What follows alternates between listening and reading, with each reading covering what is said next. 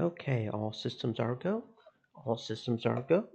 Anonymous Code, the last game in the Science Adventure series or group of games or whatever that we can play on Steam. As I said at one point, there is one that is apparently not ported to PC yet that we can't play. But yeah. Okay.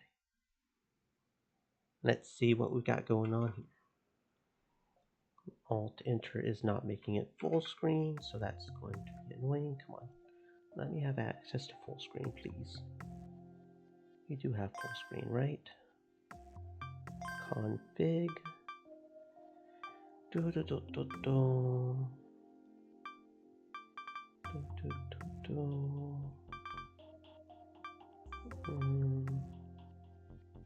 That's a little weird. Does the screen really not get any bigger than this?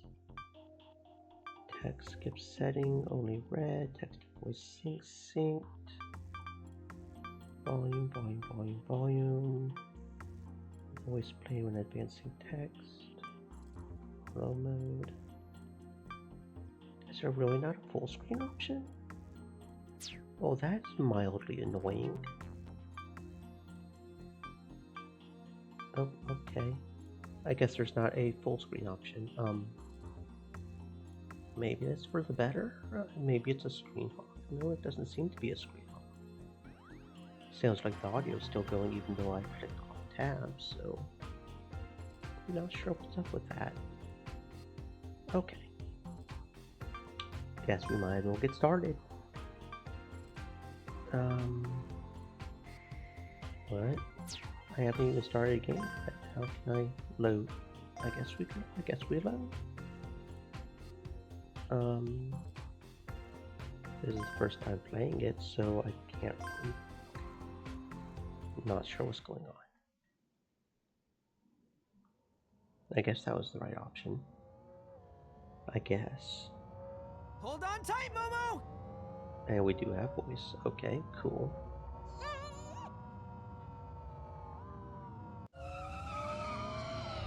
And we start off with a street race. That's always nice. Bravo 1. Establish contact with the target at Minamidai intersection in 12 seconds. 88% chance they'll turn right onto the road ahead of it. Bravo 1. Once you confirm the right turn, proceed 60 meters south. This is Bravo 1. Copy that. Target is taking the right turn. Heading south. Intercept target again in 11 seconds. Bravo 1, stand by. Target has turned right again. They're now passing the residential area and heading towards Loop 7. Where's Alpha 2? Heading south on Loop 7. They'll pass the central line in about 10 seconds. Get him to the Honan police box, fast. Bravo 1, remain on standby. The target will reach Honan intersection in 28 seconds. Probability of them heading straight is at 61%. 24% chance they'll take a left turn. This is Alpha 2. We'll need 60 seconds. What's the status on the mobile connection to the Graber? No success yet. Target's changing their address manually every second. Keep trying until you get through. This is Rhino Leader. Alpha 2, fire warning shots. Doesn't matter if you can't see the target. This is a residential area. Are you sure? I am. I'll take responsibility. Roger that. Alpha 2, do as instructed. This is Alpha 2. Firing warning shots. The target will reach Honan intersection in 6. 3, 2, 1. Left turn. They're heading south down Loop 7. Bravo 3 is assumed position on Koshu Kaido. Mobcon successful. We've infiltrated the target's system. Good. Bring him to a stop. Roger. That's checkmate. What is it? The target stopped at the center of O'Hara intersection. We haven't used the Mobcon to hack them yet. What? Did they know we were coming?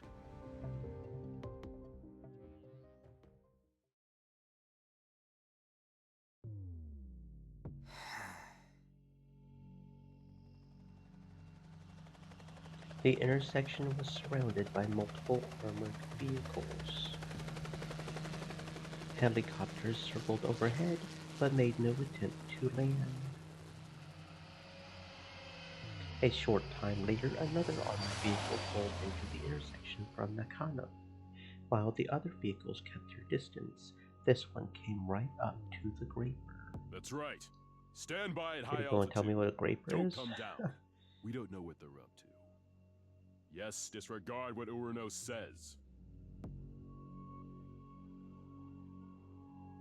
While relaying some orders through an old-fashioned transceiver, a burly soldier stepped out of the vehicle to face down the boy and girl. Yo, You stop by yourself. Smart move. don't put up a front. I know you're relieved, am I right? Getting your ass handed to you by a little punk like me must have done a number on your pride as a soldier. Sorry, but I'm no script kiddie. Hand her over. She's not your property. I said, hand her over. How about you offer something in return, hmm? Sweeten the deal and, I might say yes. A gunshot rang out. The soldier had shot the rear wheel of the Graper with his handgun. Oh, so that's what that is? A motorcycle of some sort, I guess, then. The damage was done. With its superconductive motor out of commission, the Graper wasn't going anywhere. Jackass. The army better pay you enough to cover the repair bill. Despite losing his means of escape, the boy was unfazed. In fact, he glared at the soldier more intensely than before. You don't seem to understand your situation. You have two options. Spend your life in jail or die here. We'll write it off as an accident. Pick one. I don't vibe with either. Your future is in my hands. Really? In those huge transhuman paws you got there? Give me your answer. Don't underestimate me. Hmm? Listen up. In exactly 51 seconds, that transceiver you got hanging there is gonna go off. What? You're gonna get an order to retreat, and your captain's authority won't mean shit, cause that order's coming straight from the government. While you're all shook up, I'll take Momo and run. You'll come chasing after us, of course. But you won't get far, cause a passing car is gonna knock you flat on the road. That's the future I want. So, what is this, the Matrix or some shit? What kind of shit is that? Retreat order in 51 seconds? A car hitting me? You crack me up, I'll give you that. But that's enough.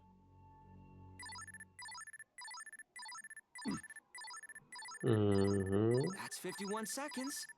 Answer it, Army Guy. This is Rhino Leader. Captain, we were ordered to retreat. What?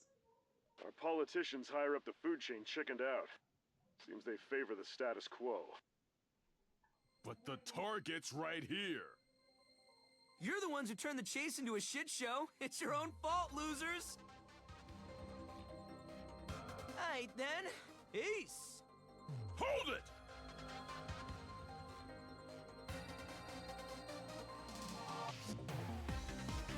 You can't escape. Shit!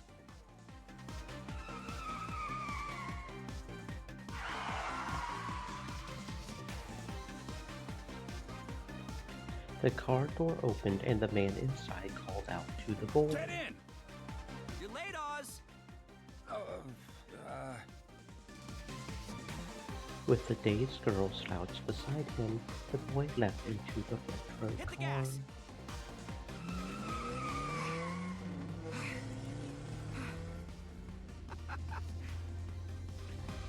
It actually happened, huh? Although... why is all this happening anyway? That is a good question, but that is part of being part of the first part of a game. No idea what's going on, but we'll figure it out. My calculations are undeniable proof that this world consists of mathematical equations. The golden ratio, 1 to 1.618, ever present and ever repeating. Hmm. Familiar scenery demonstrates the apparent chaos of this world. But Fibonacci was correct all along. Sunflower, a snail's shell, swirling cloud in the sky, ocean currents, and even a galaxy. They all follow the exact same principle. Everything is an aggregate of numerical sequences. That includes animals, and of course humans. I have to say, God must be an unparalleled mathematician. There is no me as a physical entity in this world.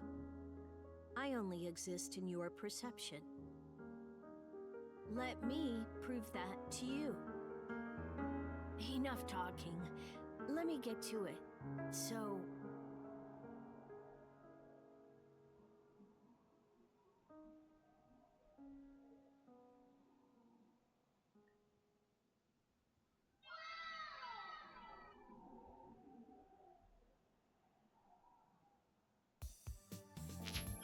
Hold on. Where are you now? Right in front of the building. 3rd floor, right? Yeah. A cafe called Incarnation. I had no idea there was a place like this so close to Symphony. If things get hot, just turn and run. Gotcha. Bro, why the hell we take this job anyway? There had to be others, right? From people who actually needed help? Because this is exactly the kind of job us white hats take. You've done it plenty of times before, haven't you? Yeah, and I've had enough of them. I want to quit this whole thing. I'm not a hacker because I want to be. Save that for when you got the skills to back it up.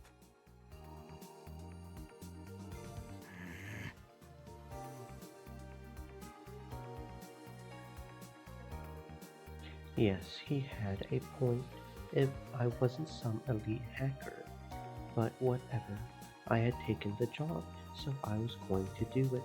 I had to make a living one way or another. I looked back at the building. Hey, seems like the 4th floor is empty. You think that's a coincidence?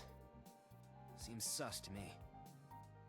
Yeah, something's off. Looks like we know where to try if the 3rd floor comes up empty. If I'm right about this, you're treating me to some donuts. Singular. No more. 2, plural. 1 cinnamon sugar and 1 old-fashioned. Deal. Job always goes a little smoother with some bonus incentive on the table.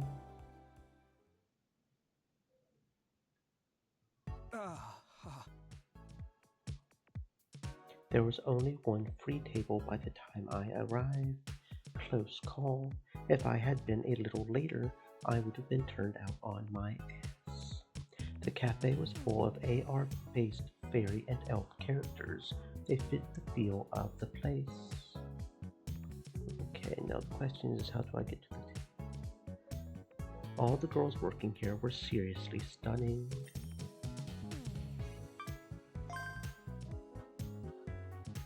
Oh, there were even some more back there that I didn't see the pop-up for it, but okay. AR, short for augmented reality. It refers to technologies that overlay reality with digital data. By 2037, BMI technology has enabled AR to become widespread. Virtual images, text, 3D models, etc. are displayed within the user's field of vision in real time. A recent development has made it possible for such non-real things to deliver actual tactile sensations. Script kidding, a derogatory term for less than capable hackers. Specifically, it refers to hackers that commit malicious cyber attacks despite having little knowledge or skill themselves, opting to use tools and scripts developed by other people. Mobile connection, a term used to describe the act of externally connecting to a vehicle's systems. In 2037, vehicles registered in the database of Japan's Ministry of Land, Infrastructure, Transport, and Tourism can, with the MLIT's permission, be connected to from the outside. While the Army and Police use the system to, for example, stop vehicles being driven by fugitives, cases in which it is used by criminals themselves are on the rise. Graper, also known as Graper motorbikes. Grapers are a type of two-wheeled motorcycle equipped with a self-driving technology. They use a gyro to remain upright in any situation. Driving them is functionally no different from driving any other two-wheeled vehicle. They even require the same license. Equipped with G6 GPS, they calculate both their own movements and those of other vehicles in real time to automatically prevent traffic accidents, ineffective when the control system is disabled. The motor uses an electromagnetic acceleration system. Graper is a neologism that combines the words gravity and permission. The name refers to how it uses gyro to remain upright despite being two-wheeled, making it look as though it defies gravity. As a vehicle capable of autonomous driving, it can also be remotely called to its owner's current position. Okie dokie. Sounds like a kind of fun thing to ride.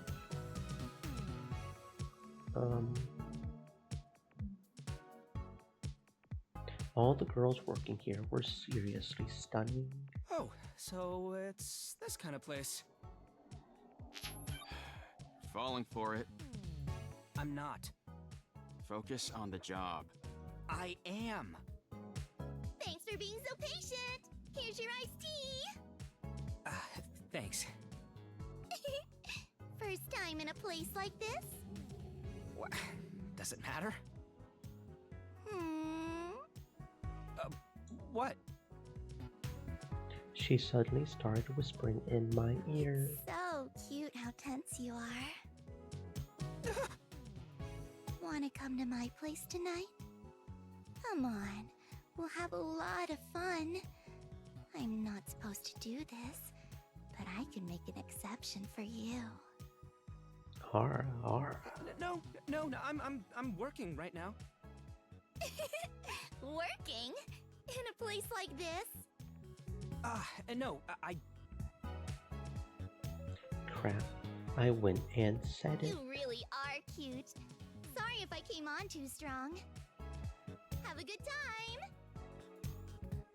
She blew me a kiss and walked away.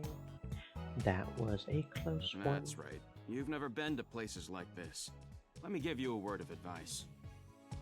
Don't need it. That girl was wicked cute, yeah, but I got rid of her. I've got it all under control. Minor mishap, but I'm back on track. That's not what I wanted to warn you about. It's an AR cafe, so I thought you'd be aware, but none of the employees there are women. I was gonna say you shouldn't let appearances deceive you. Huh? Not a single woman. You serious? I blurted it out loud in surprise. Everyone stopped to stare at me. Sorry. I should have mentioned it earlier. No way. But they talked and acted just like women. I heard the Babiniku concept exploded in popularity 20 years ago, and all the men who wanted to be pretty girls moved to VR.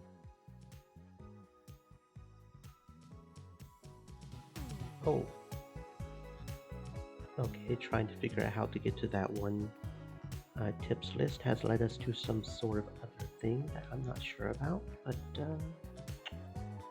apparently you can turn off the AR and actually see what it actually looks like without the AR. So that there you go. Don't know if you want to see that, but there you go. Yeah, okay. Left click makes us go forward, so I guess the only option is to go to system. I'm not sure I want to play with the controls too much here. VR, short for virtual reality, It refers to technologies that allow people to experience computer-generated 3D spaces as though they were real. In 2037, VR has become mainstream in the form of full dive VR, in which people control VR avatars with their brainwaves, and senses experienced by the avatar are sent back to the brain. During a dive, the user's real body enters a state akin to a coma, and the motions within the virtual space are never translated into actual movement. Babi Niku, internet slang from the Japanese Acharu na Bishoujo ni Juniku Suru, which roughly translates to assuming the flesh of a virtual pretty girl. If she's virtual, why should it matter if the person inside is a grown woman, a young girl, or a human being at all? This concept became commonplace between years 2018 and 2020. That's what I heard online. Did that mean all the customers here were fine with being served by guys? What could the secret behind this cafe's popularity possibly be? Maybe I'll take a quick peek with my own eyes. I don't know if you want to do that, my brother.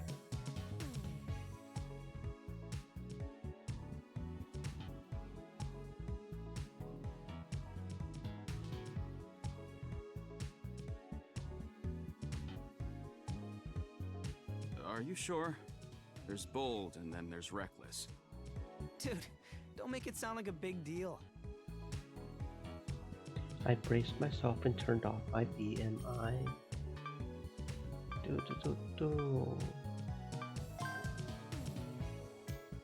BMI, short for Brain-Machine Interface. It refers to technologies that enable digital data to directly influence one's neural network. It allows for both the display of digital data within a person's own vision and connection to the internet, offering real-time linkage to vast amounts of data. The public is still divided on this technology, with its detractors claiming that it's a sign of the coming singularity, that it has adverse effects on the brain, or that it assists and encourages criminal behavior. In 2037, it has an adoption rate as high as 90% among people under 30, and barely above 50% in seniors over 60. It is most commonly used by equipping an electrode piercing in the upper ear and clipping a device known as a cryanode to it.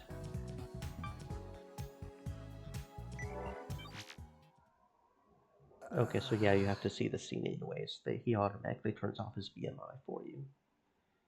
Okay. Oh. There you go.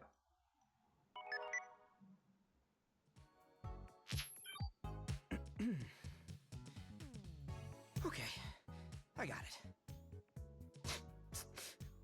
Oh. Don't cry. I'm not.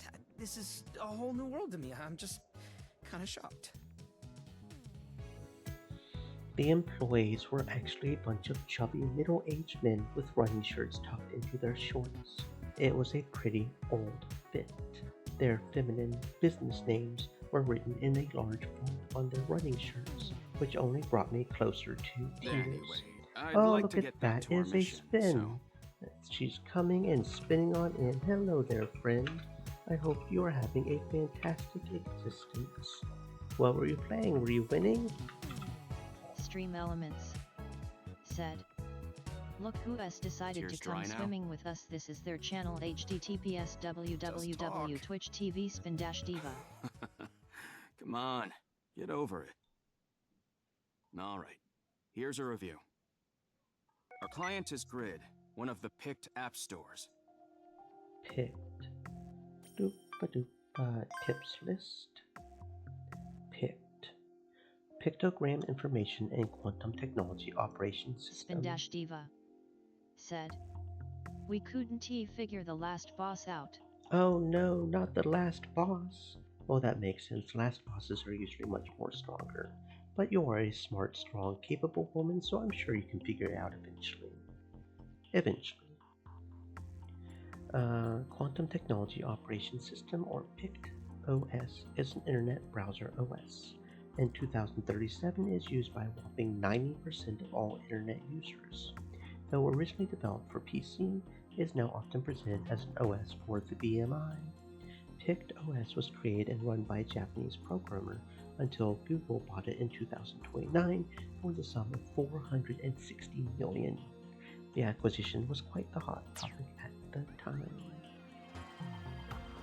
3 days ago, someone stole the data of about 40,000 of their customers. Oh no. Digging into access logs and whatnot led us to Incarnation, the cafe you're in right now. We found traces of the data thief which led to the cafe's server. Our job is to delete the data before they can screw people over. The server here was impossible to access from the outside, which only made it more suspicious. That's why I had to get in like this. Honestly, I would have preferred a job with bad guys I could deal with out in the open. Oh, wait. Looks like it's showtime. We knew this cafe held many concerts every day at 7. Spotlights lit the stage as 4 beautiful girls came out. One more joined them before long. She made her entrance from a room further back. Electra! Manager! I love you! I could tell from the audience's passion that this manager, Electra, was the most popular one. I didn't want to imagine what the person under that alluring skin really looked like. That's all the staff who are working today. I had come here at this time for precisely this reason, to get access to the empty staff room. Let's do it. I got your back. As everyone was getting hyped for the concert, I made like I was going to the bathroom and snuck into the room further in. I'm in. Just out of curiosity. Okay, so it doesn't change. The show's about 10 I'm minutes probably long. going to end up just Find the data before it's constantly over. switching back and forth from that just to see if there's something different. You know? Piece of Okay. cake. By now I was used to jobs that involved sneaking in some place to steal data. I had checked out the cafe's floor plan before coming, and according to that, the server room was behind a door in the staff room. I put my hand on the doorknob, but before I could even check whether it was locked. Holy shit. Stop playing around and stick to the prep work. I quickly backed away from the Ross, door. there's someone in there. What? I almost exposed myself. Was this my cue to turn back? Let's see. I put my ear to the door. That way I could hear the guys There inside. are 3 of them. Can you find out who they are? Give me a sec. I left the snooping to cross and strained my ears to listen. I'm telling you, it's gotta be Eve. Don't even try to argue. And make it yourself. Eve won't sell for shit. Marie would get double whatever Eve would. Double. Man, I don't get those damn normies. Marie's just a boring Giadu character. Nerds and normies like different characters. That's common sense. What were they talking about? I've got the room security cam. Sending you the feed. One glance and I knew they were shady. An employee posted on social media that their sub-manager named Keto is at the cafe, even though it's his day off.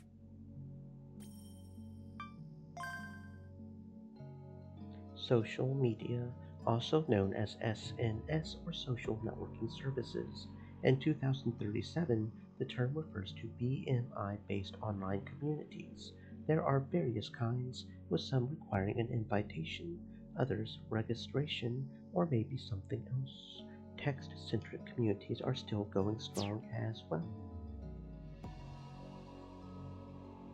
Cross sent me a document with his portrait on it. I scanned it and then the faces of the guys in the room. This way, one of my apps could do a side-by-side automatically. Neither of the faces I could make out were Keto's. He had to be the one in the BR goggles. I do the other 2, alright? Got it. But why were they working on tablets instead of using their BMI? That's old school. Nobody uses that stuff anymore. There had to be a reason. I saw the tablet screens on the camera feed and noticed that one showed a list of names that had to be the customer data we came to delete. The other seemed to show a recording taken within a VR space. Was Keto seeing the same thing through those ancient goggles? There was a model of a girl lying on a bed. She had an anime-like face, but a photorealistic body, so she looked pretty uncanny. It was like they had taken the body of a real woman and stuck an anime character's face on it. This was probably what they were talking about when they mentioned Eve and Marie. I ran an image search and, sure enough, got a heap of hits for an anime girl called Marie. They were making bootleg VR I porn. don't see any server there. Wait, the tablets are wired. The cables went up the wall and into a hole in the So ceiling. it is the 4th floor. Damn, I'm good. Now I had some donuts to look forward to. The floor above only looked empty. These guys probably owned it and were using it as a server room. I got the other two identified. They're joint owners of Incarnation. What are they gonna do with the customer data? Perhaps they want to spam the people on the list with ads. That made sense. The data came from an app store after all. Apparently, there are malicious ads out there that force connect you to VR spaces when you click on them. Which they would presumably use to steal the victim's personal data or extort people for money. Let's give him hell. We'll purge all the data from their server. That's not part of our job. Focus on deleting the customer data before they can abuse it. And ignore what they're doing? Dude, there's a crime happening right here, right now. We can tell the cops later. There's no need for you to go taking risks here. You gotta know when to back down. Whoa, hold it right there. Cross, forget risks and backing down and shit for a moment and tell me one thing. What are we? You're bringing this up now? I said, what are we? A pro hacker duo. No. Well, yeah, but no. We are Nakano Symphonies, a team of Anons with bright futures who can't sit idly by when someone's in need. Right? It was only me and Cross, so it wasn't much of a team, but still. Alright, I'll play along. But man, you just had to get fired up all of a sudden. That's what I wanted to hear. I paid for the drink I hadn't touched, then left the cafe and went straight to the 4th floor. The place seemed empty, but the floor's air conditioning was on. In fact, the place was cold. I missed my jacket. Found it. Here's the server. There was a well-camouflaged room at the far end of the place, and the server was waiting for me inside. The hidden room was electromagnetically shielded, so wireless access from outside was off the table. That explained Stream why they were Elements working on ancient, said, wired hardware. Stay moist, my friends, hydrate. Good thing I agreed to this. I reached into my pocket and took out my keyboard. It was a super basic type with only the bare minimum number of keys, so it was small enough to fit into my pocket. Not the fanciest setup, but I could use special combinations to make over 250 different inputs. I had a pouch with extra keys too, so I could slap those on if I had to. This was my secret weapon. I kept saying I wanted to quit being a hacker, but for now, this was the only way I could fight. Once I established a wired connection between my Karaya node and the server, I prepped my keyboard. It's typing time.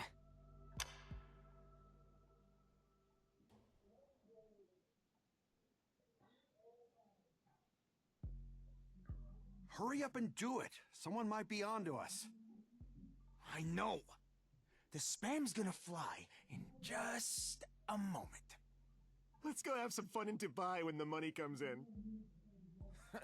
Dubai? You still living in the 10s or something?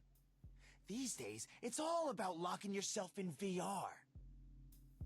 You're onto something there. Hurry it up already.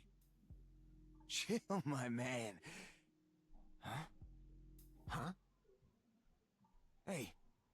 Something's wrong with my screen. Same here. Is this a glitch? What's going on? What kind of error is this? Huh? Ah! This isn't an error. Someone found us! Who? Some other hackers. Shit, but how? We secured the server from outside access, damn it! Hey, pull out the wire. Nakano... Symphonies? These assholes are just making fun of us now! Goddamn show-offs!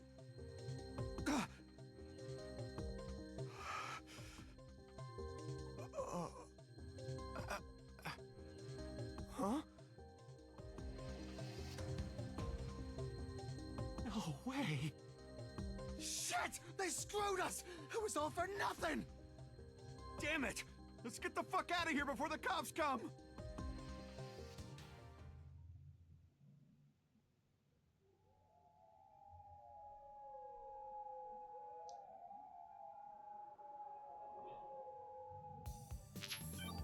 Nice.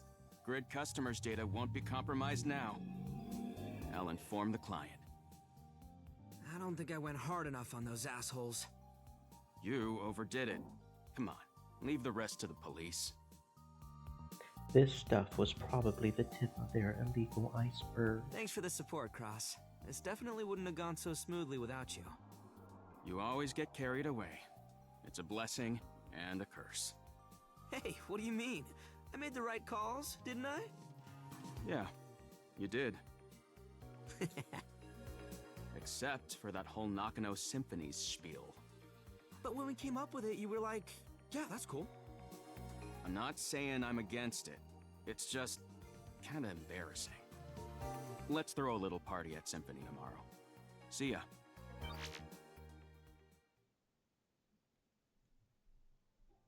I know it's kinda embarrassing. But I want to stop being a hacker and get out of the shadows. I want to be legit so I can be cool and say that kind of stuff with pride.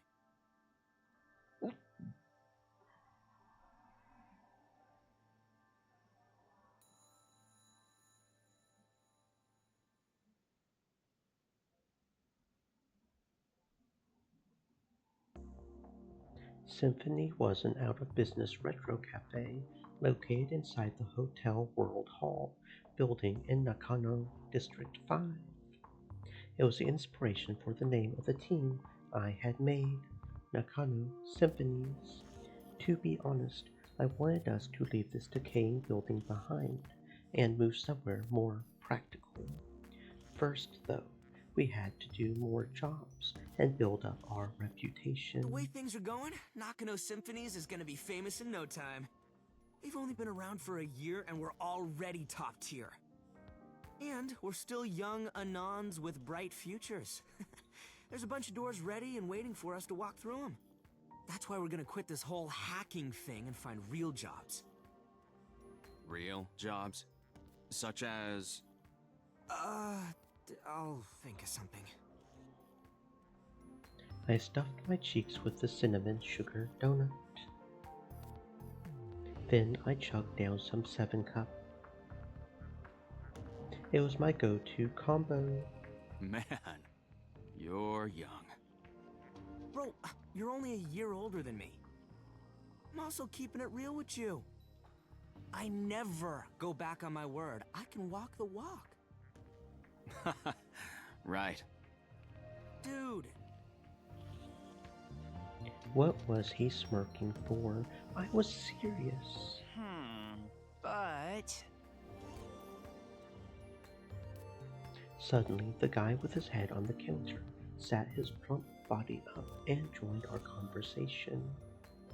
I thought he was using the BMI VR mode to dive into some digital world like he always did, but apparently he had been listening to us. His name was Wind Mackey. He was a high schooler who dreamed of becoming an information broker. He wasn't part of our team, but he really wanted to be pals with us. In his words, he wanted to be tight with the Nakano crew. He ended up coming over practically every day, without an invite. Most of the time he was here, though, he just hung out with BFF girls and never gave us any useful info.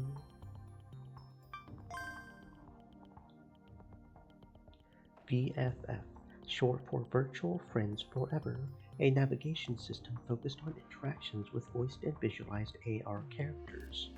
Popular among young people, this BMI app displays characters that freely move within a user's vision and communicate with them while navigating in various ways. The speech, quirks, and functions of the characters can be tuned to some extent. In-app purchases allow the users to acquire limited-time characters and skins. I seriously respect your passion, but I gotta be honest, you have a major weak point. A weak point? Yeah, you can't handle girls. What? Well, they weren't actually girls, but yeah. Yes, I can. No, you can't. You proved that yesterday. That wasn't a girl. I mean, she was to you, and she had you in a state, my man. Not very pro of you, if you ask me. Don't you agree, Yumikawa? Well, everyone has their strengths and weaknesses. Oh, Takaoka. At this rate, you'll never feel comfortable in front of a girl. I'd say get a GF, for your own good. Just buy one on VFF and spend time tuning in VR. The more you talk to her, the more she learns about you. It's so rad, you can flirt away without a care in the world. Right, Yomi? Don't say that stuff out loud. A girl appeared out of nowhere. She was Wynn's BFF. Sorry. You're so cute when you blush, though. You're the worst. You dummy. What do you think? Girls sure are great, huh? Quit acting like you're some kind of stud. Yomi is an AI.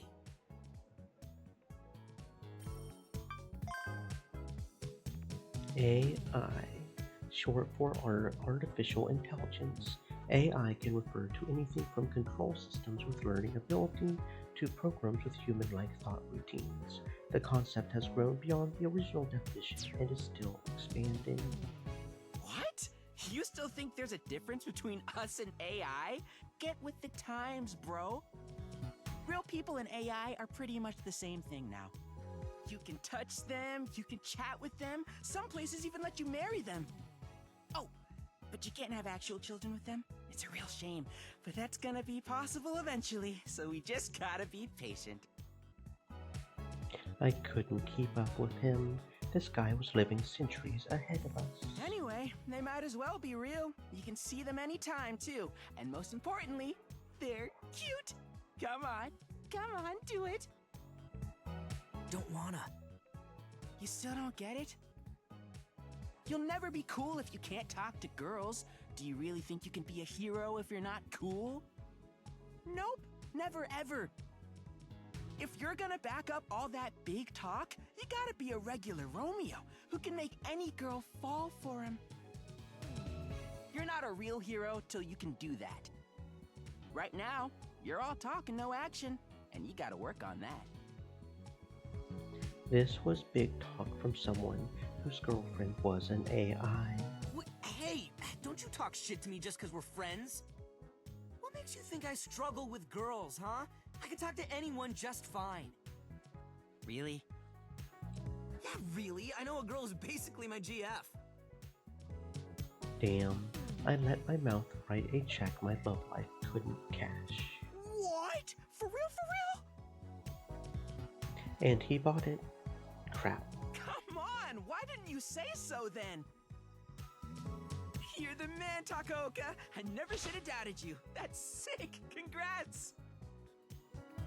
Wynn grabbed my hand tight and shook it up and down. For someone so breezy, he sure was trusting.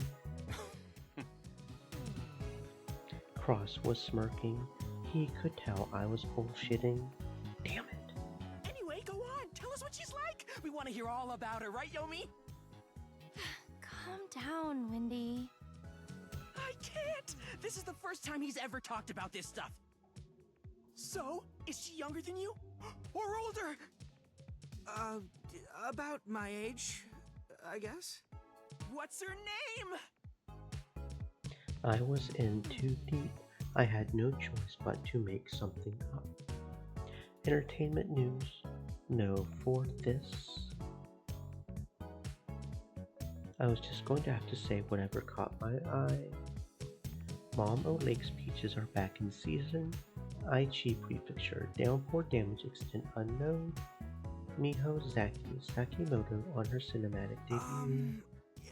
It's, her name is Momo.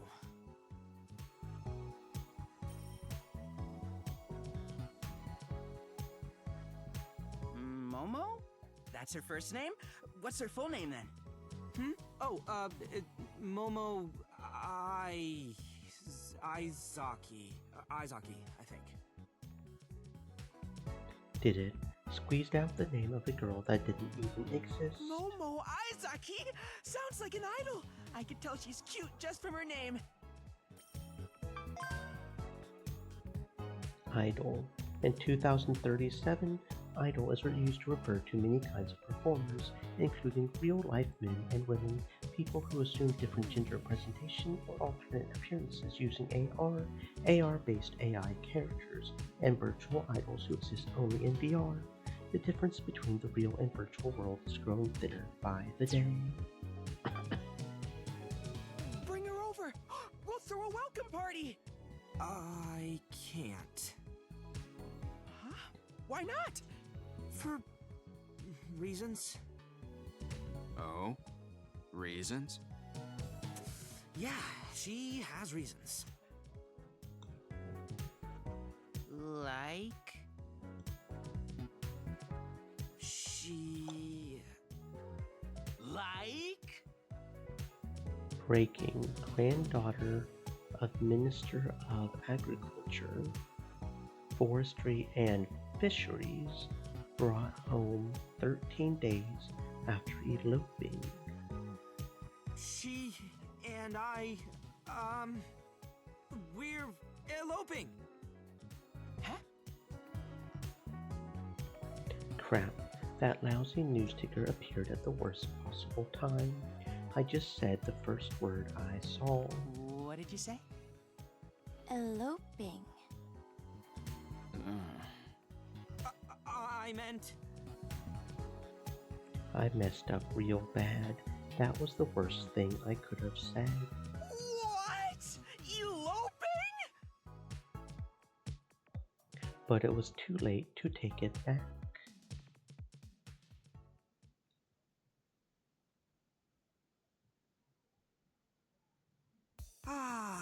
If I could go back in time and slap myself in the face, I would.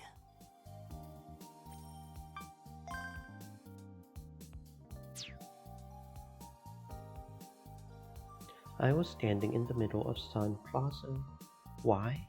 Well, to meet up with my girlfriend and elope, of course. I had spun myself into a web of lies, and now here I was. Righto! Let us proceed!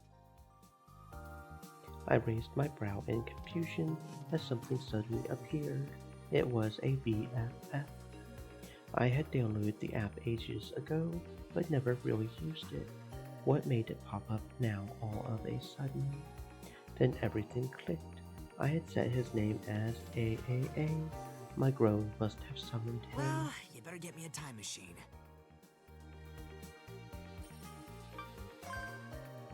Time machine. A fictional device that enables travel backwards or forwards in time. A staple in science fiction. First popularized by H.G. Wells' novella, The Time Machine. Would that be the 1959 edition or the 2002 edition? I'm not talking about the movie. There are countless works involving time machines. Could you offer further clarification as to which you are looking for? This wasn't even a conversation. It was a reminder of why I never used BFF. It was a navigation app designed for chatting, but without any tuning, the stuff its characters said was just plain stupid. Man, how the hell did it come to this? If you are so filled with regret over your actions, what possessed you to lie in the first place? I hadn't been using the app, but it knew what had happened. Had it been running in the background or something? I have my pride. I don't want anyone to look down on me. I don't care who it is. Being an AI, I have never lied before. That was a lie. Even an AI is capable of lying, should the situation call for it. I am always honest with you, however. With that in mind, allow me to ask once more. Why did you lie? I know. I'm just reaping what I've sown. I looked at the terrace in front of Nakano Station. Wind was right over there, secretly watching from a distance, waiting to get a look at my girlfriend. He was with Dub and Undo, two guys who worked at a local tuning place. They were the ones who did maintenance on my Graver. Wind told them about the elopement, and apparently they wanted to get a glimpse of my GF for themselves. That's how I found myself standing for almost a whole hour, pretending to wait for her. Where is she? I'm tired of waiting. They were supposed to meet at 4, right? And now it's 4:30. She's pretty late. Hey, hold on. What's going on here? Did she get cold feet? Or perhaps Polon got dumped by her? Or maybe they weren't going as steady as he thought. Talking shit like I wasn't listening. Didn't they have anything better to do? Don't lose hope! I'm rooting for you! Things would get a whole lot more hopeful if he just left. Your elopement plan has a fatal flaw. The odds of both nobody coming and impending upset are 100%. That's number 42 from a Carnegie quote compilation. Actually, that was a lie.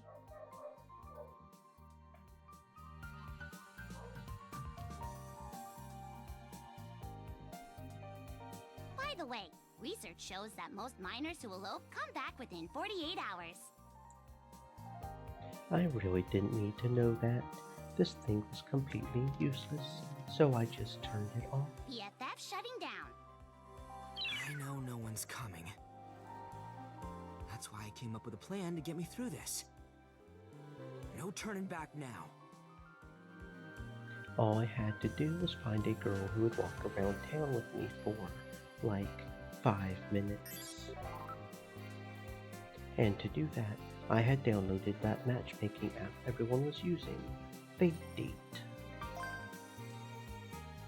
Fate Date, a BMI-based dating app popular among people in their teens and 20s for its supposedly miraculous matchmaking rate.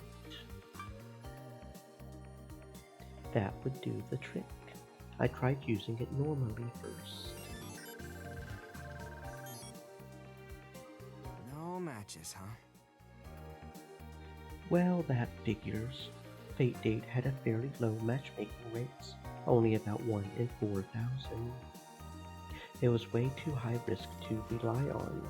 I knew that from the start. That's why I was going to pull a little trick. I'm gonna mess with the app and force a match, just this once. Then I'll take off with whichever girl shows up. All's right with the world. Who said the future can't be changed? This plan's perfect. Are you cracking it?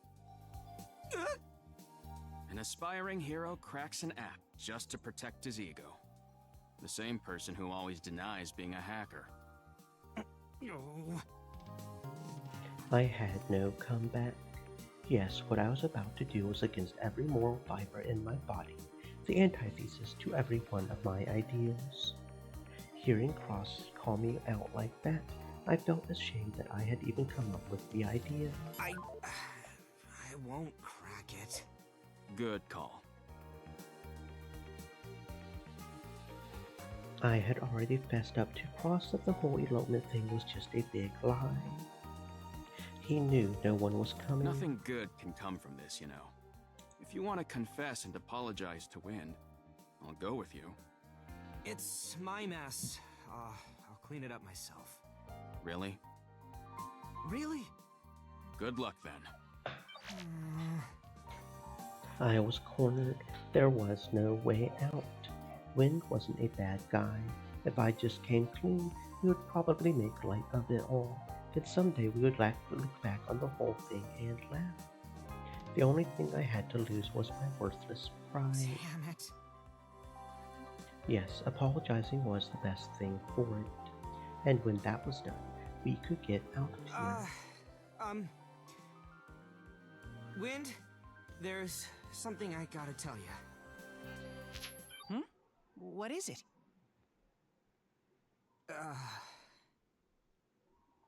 Well, you see, this whole elopement thing is... I'm here! I heard a voice. It was a girl's voice, and one I had never heard before, and it was real close. Who? I turned around.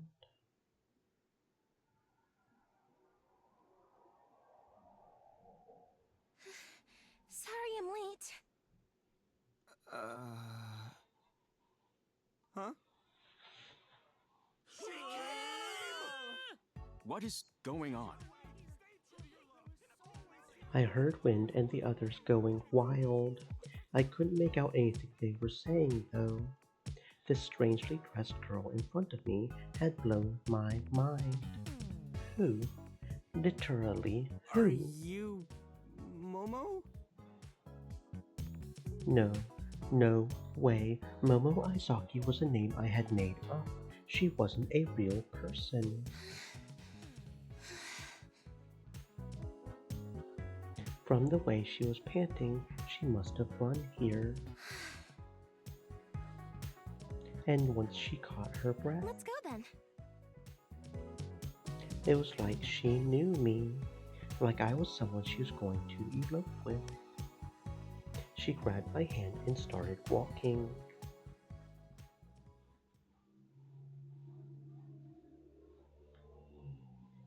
This is Rhino Leader. Just passed through Mejiro. We have any new info? No. 72 minutes ago, Charlie 2 spotted the target in front of Conda Station. The target escaped before they could get her attention, though. There has been no contact with her since. How'd a non-combatant slip through? I know we didn't want this mission, but we still gotta take it seriously. Apologies. It turns out that the target has better intuition than we'd bargained for. Where do her tracks lead? We confirmed that the target took a self-driving taxi near Jimbocho. According to the taxi's log, she was dropped off near Tetsugakudo Park in Nakano. Then, 14 minutes ago, she walked by a convenience store near Numabukuro Station. We used AI prediction to narrow down the routes she could have taken from there. Now we're having data satellites track those routes. 80 seconds until preparations are complete. Where's she headed? Calling all units. Bravo. Split into 3 groups and wait for the target ahead. Charlie, search north of Numabukuro Station just in case. Alpha and I'll follow the predicted routes to the south. Narashino, keep up the search. Rhino Leader out.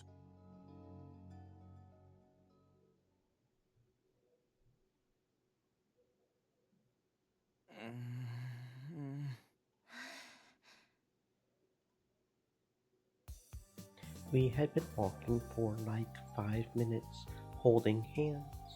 She was pretty friendly when she called out to me at the Sun Plaza, but she hadn't said a word since. Honestly, this was freaky as hell. I had no idea what she was thinking. I sure as hell didn't know any girls with a fit as weird as hers, or with AR tattoos on their cheeks. I thought maybe she was changing her appearance like those guys at the AR Cafe, but when I turned off my BMI, she looked precisely the same. I couldn't see her profile either. It wasn't that she said to privet, it didn't even exist. If you wanted to run anything in this day and age, even if it wasn't BMI based, you had to register a profile with at least a little info. That she didn't even have one could only mean 2 things. Either she had no devices at all, or she had deleted her profile with a hack. The midsummer sun smiles and beams at the cheer invited by the southern wind. A wondrous magic will soon show its gleams. The omen of tears and joy undimmed. The omen.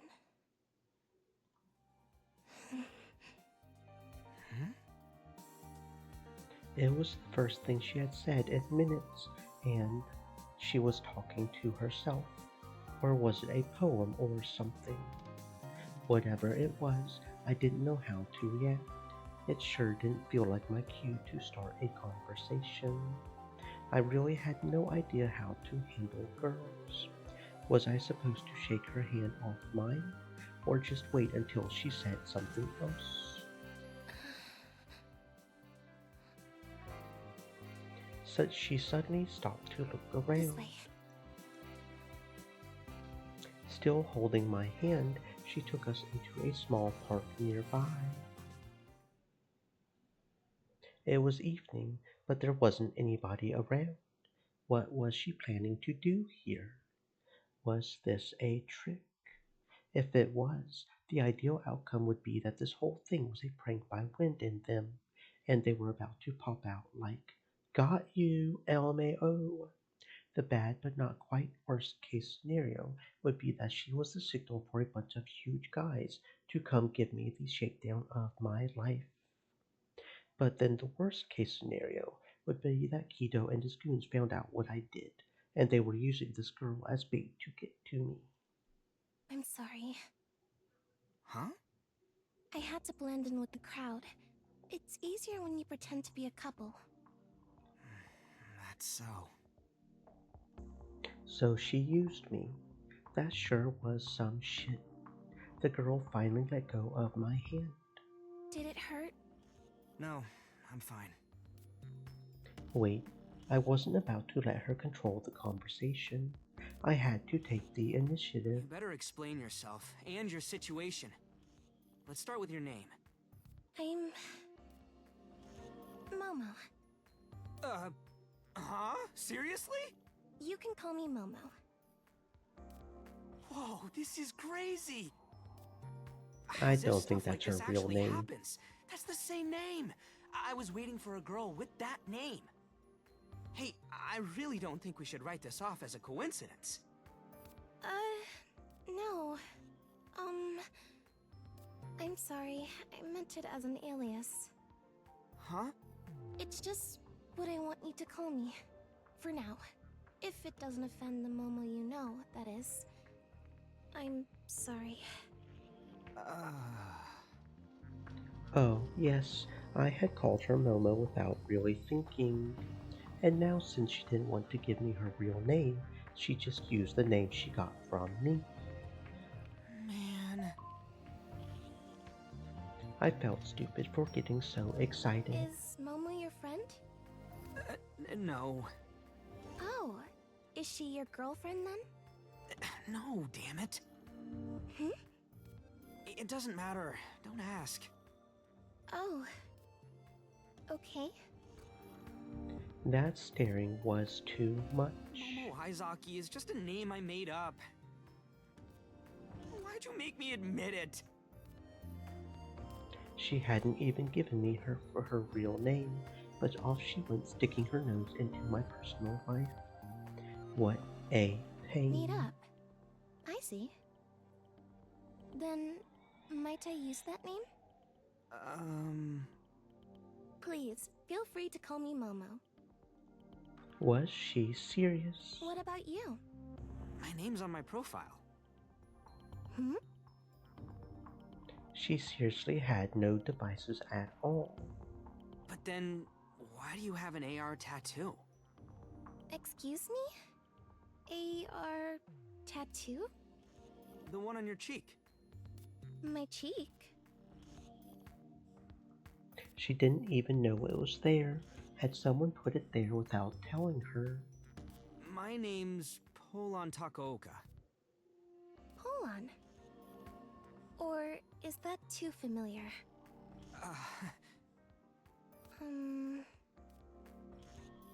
Don't ask me. Call me whatever. Anyway, tell me what's up with you. Oh, yes.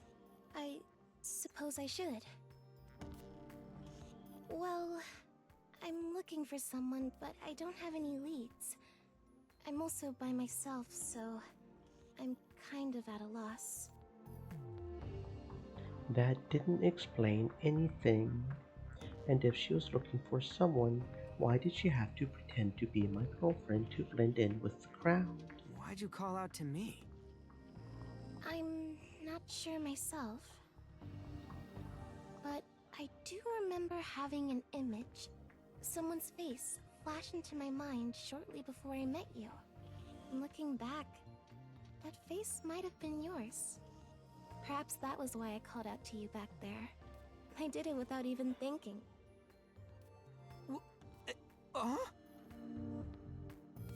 Where did that come from? Crap, I needed to stay in control of the situation. Calm down, Paul. That's barely an answer, and that's not my point either. For a person who's looking for someone, you seem awful concerned about getting spotted. What are you hiding? You used me, yeah? I've got the right to know then, don't you think? I'm sorry. Shit, was I being too harsh? No way, pretty sure I was in the right. I could tell from her face that she was pretty tired. Jeez. I put our chat on hold so we could go to a nearby vending machine. I got 2 bottles of milk tea, then handed one to her. Here. This is for me? Yeah, this is, my thanks to you. Kinda. Your thanks? It was thanks to Momo that I had gotten away with that elopement story, so things weren't all bad. Just take it. I held out the bottle towards her, kind of forcefully. Thank you. She accepted it politely, then took a hesitant sip. It's warm.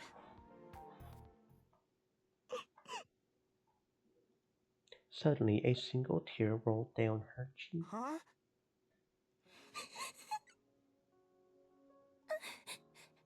I'm sorry. I didn't mean to.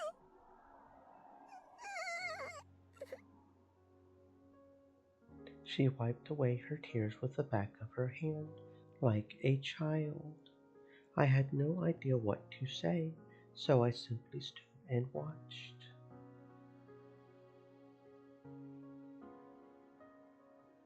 She stopped crying after a little while, then looked up at me with bashful eyes.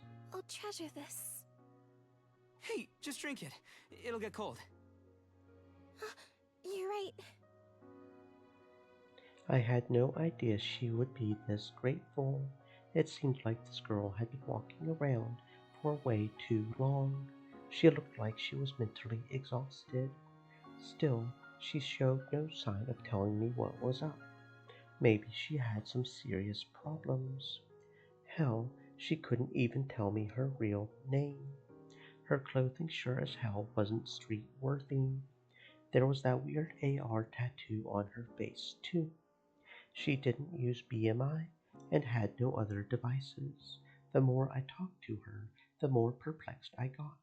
But I didn't feel like she was up to anything sketchy. And as long as someone was in need, then I had to do what I had to do. Good thing you called out to me, though. You're in luck.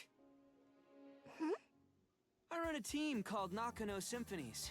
I mean, it's just me and this other guy, but anyways, remember the name. I see. I'll tell you what Nakano Symphonies is all about. We're a team of Anons with bright futures who can't sit idly by when someone's in need. Looks like fate brought us together, so I'm gonna help you. But... Come on, lay it on me. It's all good.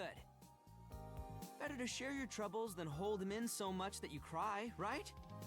Whatever it is, I'll take care of it. Leave it to me. Now that I had made my cool speech, there was no way she wouldn't open up. No. I'm sorry.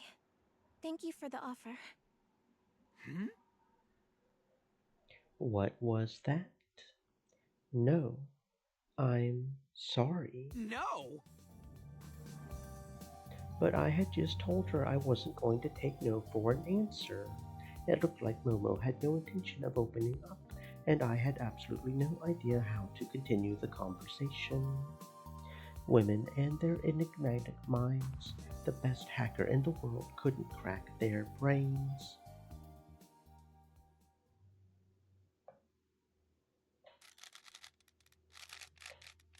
Asuma.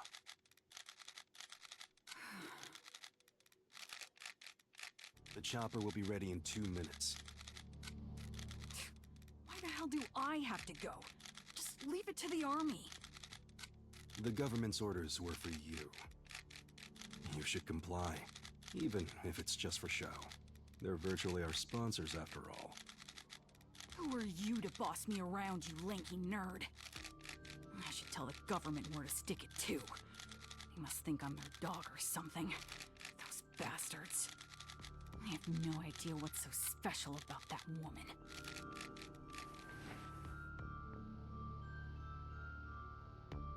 But she can't be more important than my Gaia.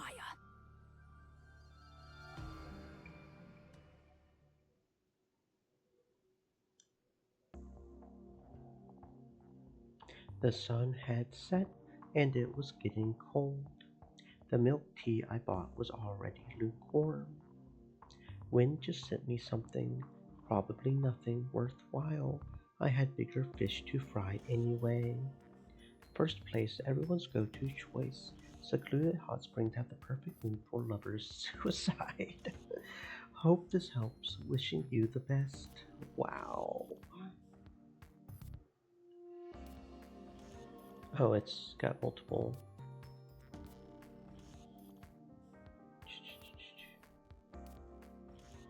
You can't ask people this. Elopement destination ranking 2037 trip channel.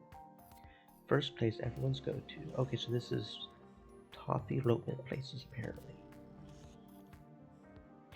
Elopement made easy with VR. Your partner doesn't have to be a person.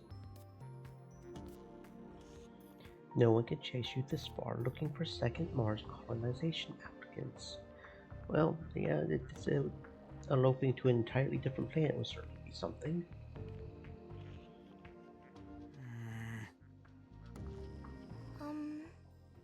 Are you upset? No. Really? Warrior said, "Have a good rest of the night." You too, Mora, you too. Thank you for coming in, buddy. Make sure to stay safe. I'm not upset. I'm craving donuts. That response she gave earlier was still getting to me. She took advantage of me, but when I actually offered a helping hand, she refused it. What was up with that? I thought I was being cool, but suddenly I felt lame as hell. It wasn't like I was expecting a reward for my help, but I still had trouble accepting the situation. All I could do now was make sure she got home safe. Not like I knew where she lived, though. I could call my Graper at least. It could self-drive all the way here. The midsummer sun smiles and beams at the cheer invited by the southern wind. A wondrous magic will soon show its gleams, the omen of tears and joy undimmed. It wasn't the first time she had said that. Was this like her favorite poem or something? How does it go after that? Huh? Her question was so abrupt, it actually threw me off. I went ahead and ran a quick search for it.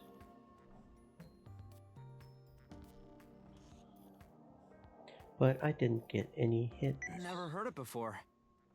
Oh, I see. Is it from a book or something? I'm not sure. Momo tilted her head. She didn't even know herself. I can look it up for you if you'd like. I'm a pro at this kind of thing. VR confinement incidents on the rise. Government proposes fact-finding investigation. VR confinement, like people getting trapped in VR, I'm guessing? That sounds I can post terrifying. about it on 4chan. Someone there should know it.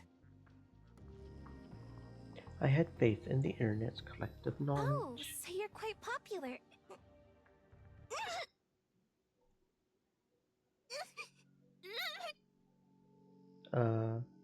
You okay there, girl? What's wrong? Momo put her hands to her forehead as if shocked by something. Her eyes were twitching.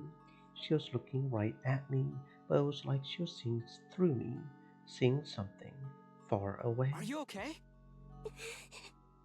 You okay? Momo? What is this? I don't know. Why am I... No. This isn't good. Hey! She suddenly grabbed hold of my arm. We need to run if we stay here any longer.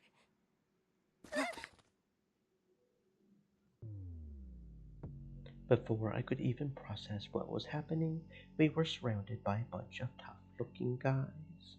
Some of them even had guns. What? Cosplayers? No, they can't be. You're coming with us, little lady. The guy I guessed was their leader, the muscular foreigner, reached out to grab Momo. I jumped between them. His eyes fixed on me. His glare was so intense it made me shudder. Monkey boy. I checked his profile. Major Graham Kingley, Japan United States Defense Force. An actual soldier. You know them?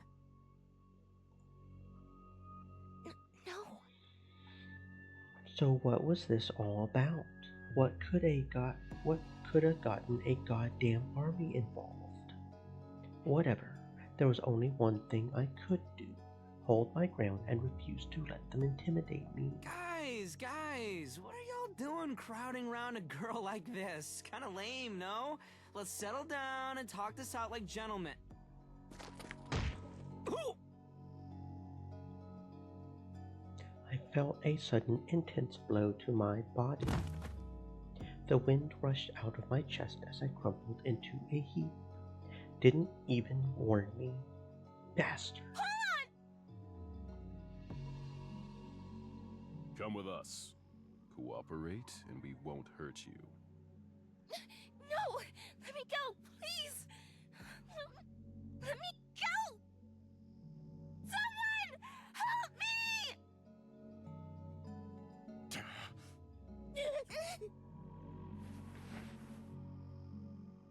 The tatted, baldy builder grabbed Momo by the throat and raised her up, just like that. She struggled desperately to escape as her legs flailed above the ground. This wasn't right. I had to help her, but my chest hurt like hell. I wheezed as I struggled to catch my breath. Still, I did all I could to get a handle on the situation. I did a quick head count and figured there were 11 people, all of them soldiers. I didn't stand a chance against them in a straight fight. It was pretty damn obvious what I had to do. I slipped my hand into my pocket. Navigating with my fingertips alone, I used the keyboard to activate my hacking tool. I started hijacking the local power company's system. All I had to do was find Nakano's power supply system, induce a malfunction in the closest switch, and... Hey, don't try anything funny. Hands out of your pockets. How about no? I switched off the surrounding lights. A blackout? No, it's It's the punk! Switch your BMI to night vision mode. Restrain the brat. Too late for that. There it was. Perfect timing. I switched my ride from self-driving mode to remote control mode. What? With its headlight burning bright, I had it burst into the park all dramatically. Next, I had to go straight toward that hulking brute. Just before it connected, I turned it sideways, setting up a delicious donut turn. The bastard flinched and let go of Momo. This was my chance. Momo! I grabbed her and jumped on my ride. Then I took the keyboard out and set it in the socket on the handle. This was my Grieper driving style. Wait! Hell no! My Grieper was purring in no time. Hold your fire! Hearing that scared the hell out of me. The soldier guys rushed to surround us, but I broke out, ready to run them over if I had to. Once we got out of the park, I headed for Nakano Station. I'm sorry, but I've been hiding something from you! Huh? What's that? I'm on the run! No shit! I explained why she had used me to lose her pursuit. Just who exactly are you? Why is the army hunting you down, for Christ's sake? I didn't expect this to happen on my second day in Japan either! Are you a VIP from some other country? Please, you'd be better off not knowing anything more! I knew I shouldn't have dragged you into this! You're still gonna be like that? I said you could count on me, remember? Cross, I need some help. I called my ride or die, and he answered right away. No, Romeo. Your Juliet dump you already? Now's not the time for that. The army's on our tail. Is her father an officer in the armed forces? I hadn't even considered that possibility. Was she the daughter of some high-ranking army person? A military brat on the loose? The situation seemed way more serious than that, but I figured I would check, just in case. You got any military people in your family? No! Yes, figured. I noticed that the road leading to Nakano Station was real congested. It wasn't even rush hour yet, so it was weird for there to be so much traffic already. Cross, we're being chased by actual soldiers. I'm getting away on my Graper, so send me Nakano's traffic data. Better give me the details when you get back. My partner was always the type to help first and ask questions later. I always appreciated that about him. I turned to look behind me. No sign of the soldiers. But... Shit! Drones! Drones. Drone, a general term for things in the vein of multicopters and quadcopters, small unmanned helicopters that use 3 or more propellers for movement. Cheap and accessible drones were developed into the 2010s and became a common sight in the same decade. In 2037, there are drones on the market that use propulsion methods besides propellers. 2 drones shot out of an alley and flew straight at us. I could tell they were military drones, which meant we were still in their sights. I gotta lose him!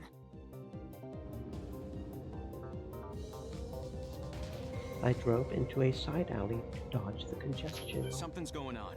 The major streets have been blockaded. What? In at least 6 locations. There is rumor that the army set these up without notifying the local officials or the police.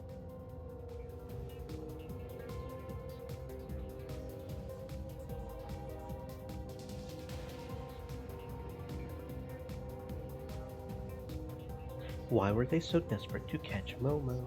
I'm getting out of Nakano. Show me the blockades on the map. All right.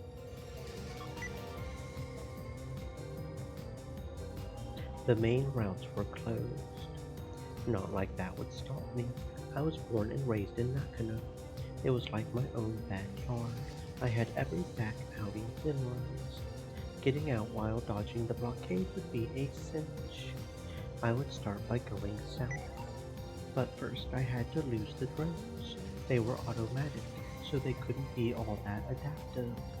I changed some of the Draper settings using the keyboard on my handle. Now it would prioritize acceleration and maneuverability over speed. I'm going right through the bar district. You serious? That place must be packed with people. Yes, but it was also winding and confusing, and my only shot at losing those drones. Hold on tight, Momo! She clung to me tightly, mixed in with the smell of sweat. A pleasant scent tingled my nose.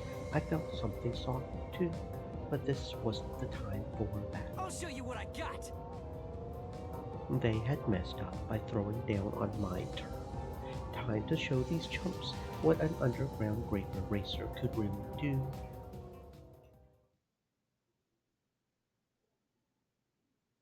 Bravo 1. Establish contact with the target at Minamidai intersection in 12 seconds. 88% chance they'll turn right onto the road ahead of it.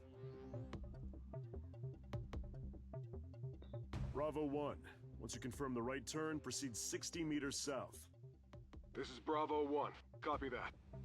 Target is taking the right turn. Heading south. Intercept target again in 11 seconds. Bravo 1, stand by. Target has turned right again. They're now passing the residential area and heading towards Loop 7. Where's Alpha 2? Heading south on Loop 7. They'll pass the central line in about 10 seconds. Get him to the Honan police box, fast. Bravo 1, remain on standby.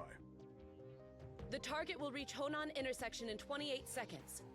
Probability of them heading straight is at 61%. 24% chance they'll take a left turn. This is Alpha 2. We'll need 60 seconds. What's the status on the mobile connection to the Graper? No success yet. Target's changing their address manually every second. Keep trying until you get through. This is Rhino Leader.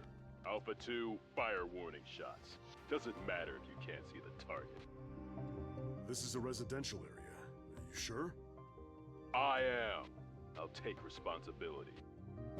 Roger that. Alpha 2, do as instructed. This is Alpha 2. Firing warning shots. The target will reach Honan intersection in 6, 3, 2, 1. Left turn. They're heading south down Loop 7. That's checkmate.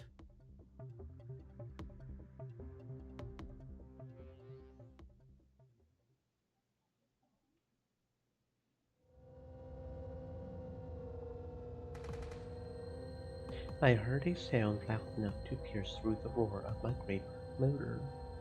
Acting on instinct, I swerved away from it and headed south on Loop 7. Seriously? That was a goddamn gunshot. Damn it! I feel like they're leading us right where they want us to be. QXO reportedly found in Nakano Ward major traffic restrictions in the area. Public transport still operational. I had lost the drones, but I was still running into armored cars as I raced along the residential area's winding paths. And now I was getting pushed onto Loop 7, an actual main road. You're dealing with the army. I wouldn't be surprised if they were monitoring you through military sats. That would mean I couldn't get away no matter what I did. This constant hacking shit too. God, this is annoying. This must have been the army too. They were doing everything in their power to hijack my Graper systems. It was forcing me to change my bike address manually every second or so. Sure, I had seen stuff like this in the Emitoire Graper races and had been forced to do high-speed setting management, but there was a world of difference between a casual race and a goddamn army chase. This was way too tense. I couldn't relax for a single second, and there was no telling how long these attacks would last, or how long I would be able to keep focus. I felt Momo's warmth on my back. We were going so fast that she was desperately clinging to me for dear life. This strange girl in weird clothing I met barely 2 hours ago was the reason I was being chased by the goddamn army of all things. I had no reason to go through all this for her. But there's no way I was just going to leave her behind. It would be against my creed, against my convictions. That wasn't how I rolled. But I also had no idea where to go at this point. All I could do was dodge the hacks and keep the chase going. Past the Koenji blockade. Let's hope they didn't account for the roads to the south of it. Yeah, roger that. If they were watching me from space anyway, then taking the fast route on Loop 7 made more sense than winding through the residential schools. It was probably down to the blockades, but thankfully the roads were empty. The straight 2-lane road was well lit, so I could see pretty far into the distance. Right, now we're talking. Koshu Kaido route closed between Kami Kitazawa and Nishi Sando. It sure made driving easier. The attacks on the Graper systems continued, but I managed to fend them off. We could actually get out of this. I went full speed ahead. Let's go! Right then, though they blended in with the scenery speeding by, a set of red letters caught my eye. How's it going to end? The streetlights lit them right up.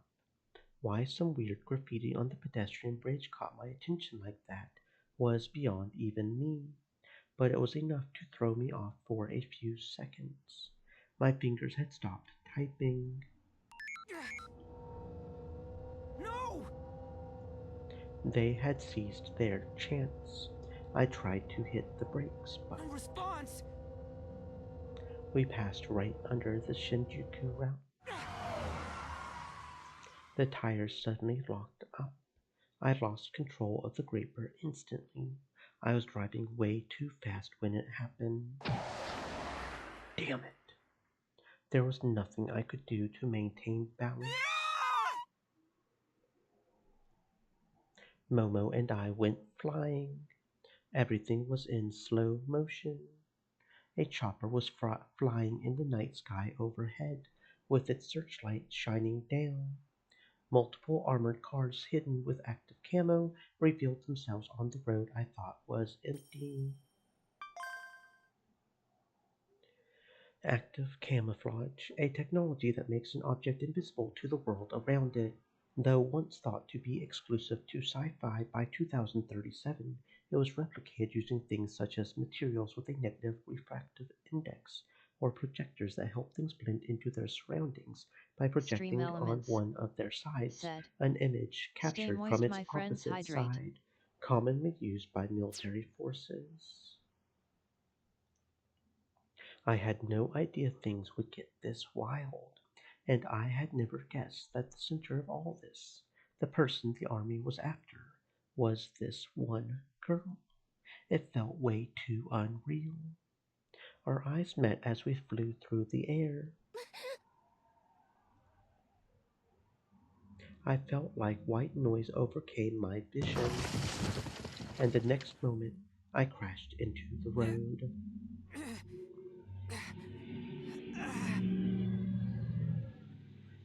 I tried as hard as I could to stand up. My body was aching all over. I wouldn't be surprised if my bones were broken. My Graper was basically a pile of scrap. But what about Momo? I looked around. She was lying a short distance away. Her head was bleeding and she wasn't conscious. Momo! I tried to crawl over to her. Before I reached her, a load of armored cars pulled up, and we found ourselves surrounded by soldiers. Finally, with perfect timing, they were joined by the tatted baldy builder from before.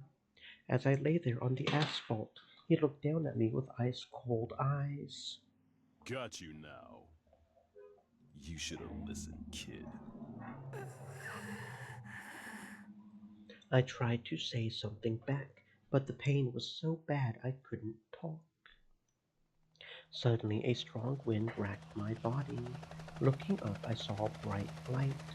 Both of those things were from the chopper, now landing while making ear-tearing sounds. Once it landed, 2 people climbed out.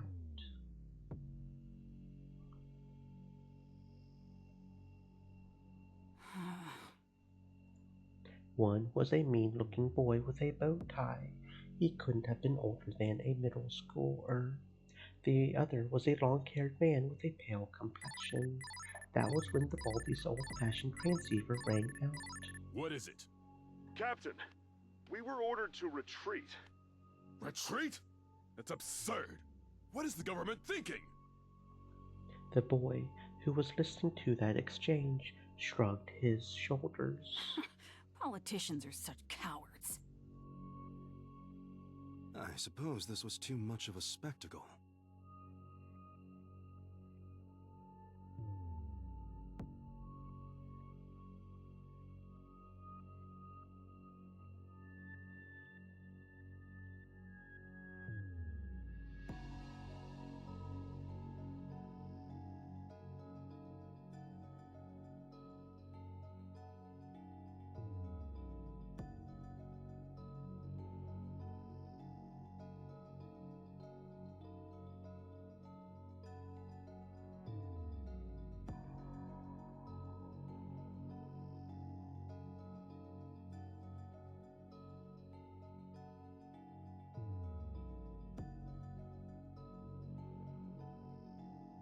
No matter, we secured the woman.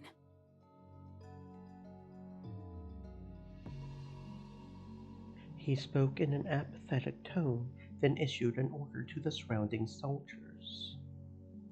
Hey! Get her on the chopper! They took Momo's unconscious body and ran over to the chopper. They were followed by the bow-tie kid and the long-haired man. Wait! Damn it! I tried to raise my voice, but the pain silenced me. Let her go!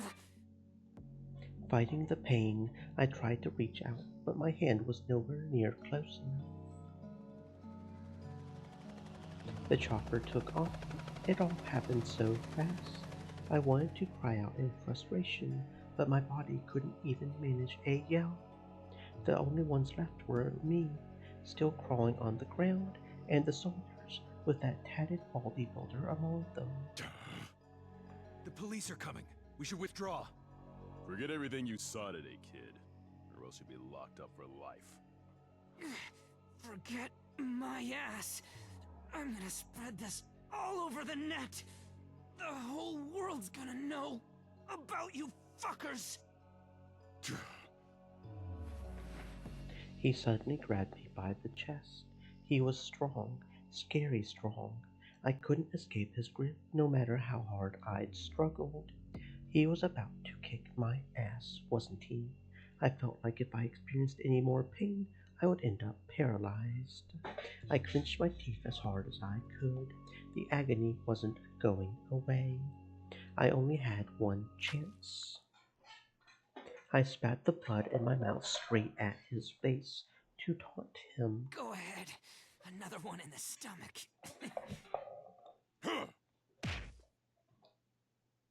He went for my face instead. He sent me flying, and I found myself rolling along the road. But that was precisely what I had been waiting for. Ignoring the pain, I used the momentum from the fall to twist my body and set off running in the opposite direction. I looked around, barely able to keep myself from collapsing. The Shinjuku route was above me, and the Koshu Kaido underpass below. I didn't have time to think, so I just dropped down. After him!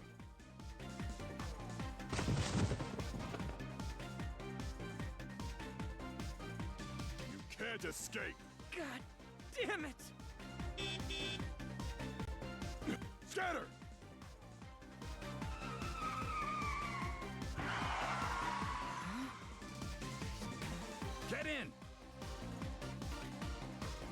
I looked around quickly. The soldiers had distanced themselves from the car to avoid getting hit, but they were readying their guns. Seeing that erased any hesitation I might have had, I jumped into the passenger seat. Hold on tight. The tatted baldy builder was standing right in front of the car, but that didn't stop the driver from flooring it. The bald head drove sideways right before impact, leaving the road clear for us. Once we were out of the underpass, we took the road leading to Shinjuku. Sitting in the cramped rear seat was a girl who must have been in elementary school.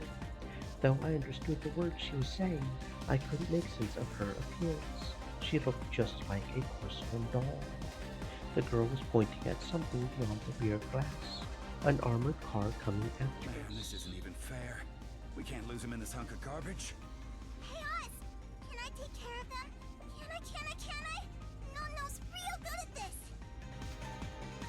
Oops. Don't overdo it. Overdo what? The girl calling herself Nono went down to the rear seat foot area and she spoke in a cutesy voice as she held up a 60-centimeter long cylinder. It looked like a rocket launcher. Mouse, stop being weird. She saw that I was looking at it and smiled. This is my berry. I made it myself. Go ahead, tell me how awesome I am. She stuck her torso out of the sunroof, readied her rocket launcher, and targeted the armored car. Are you for real? For real, that's the deal. Was I about to watch a child take on the army solo? When did Japan become such a lawless wasteland?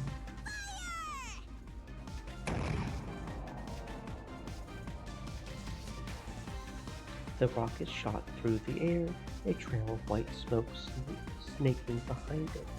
It hit the armored car. At least I thought it had.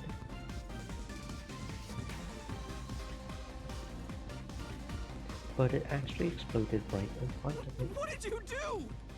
Can't tell by looking? They're fireworks! Loads of them! Shoo! Boom! Blast the powder kegs! I'm surprised you know what powder kegs are. I don't know what they are. So it was just a bluff.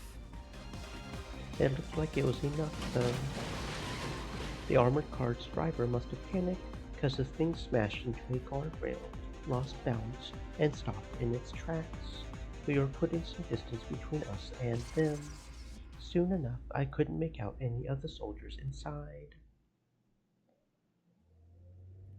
Did we get away? The last 2 hours had been insane. It was hard to believe how little time had passed since Momo had called out to me at Sun Plaza. You okay? You sure don't look it. He's like a crumbly wet rag. Thanks. I owe ya.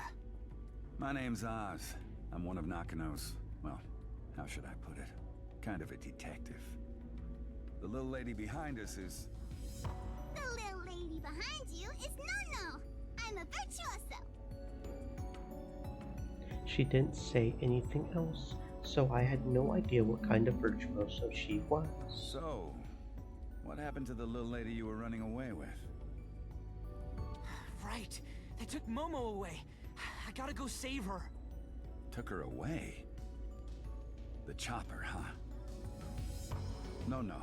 Do you know where it went? From the direction, it looked like it went to Haneda Airport.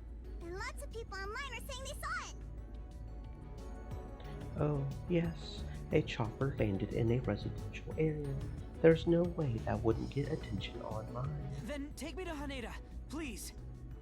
What exactly is going on between those army folks and you two? I have no clue, man.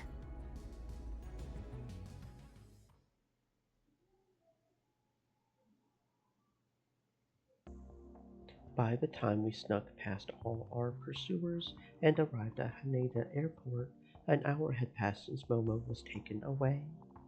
The chopper with Momo on board had landed on the tarmac for privet jets, slightly outside the actual airport. Staying hidden, we strained to see what was going on inside, and caught a glimpse of Momo being handed over to some mysterious foreigners. What the hell?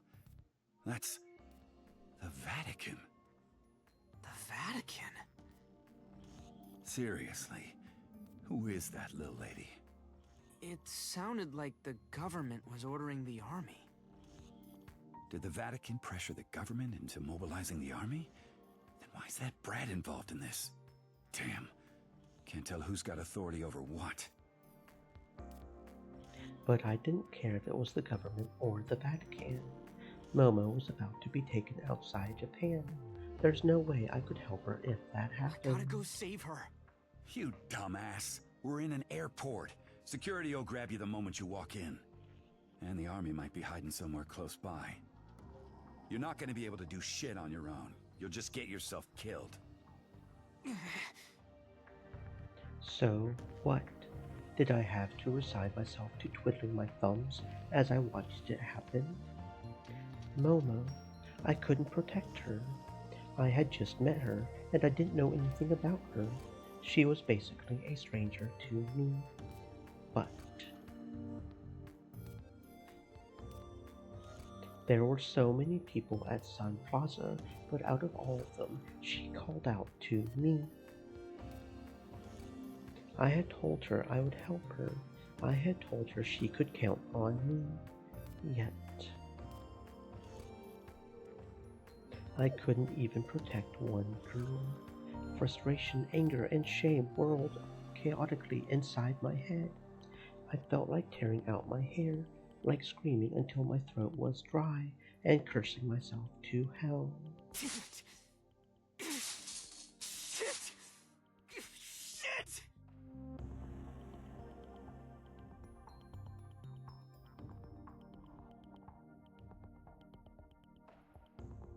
I punched the airport's vents over and over, but the frustration wouldn't go away. God damn it! I was overcome by an explosion of emotion. Huh? What the hell? Nothing's moving. Why? Is this VR? When did I dive in, though? Wait, what's this screen? Those are the words I saw earlier. That was about an hour ago. I didn't have my optic recording on back then. So, why? What if I selected this? Whoa! Ah!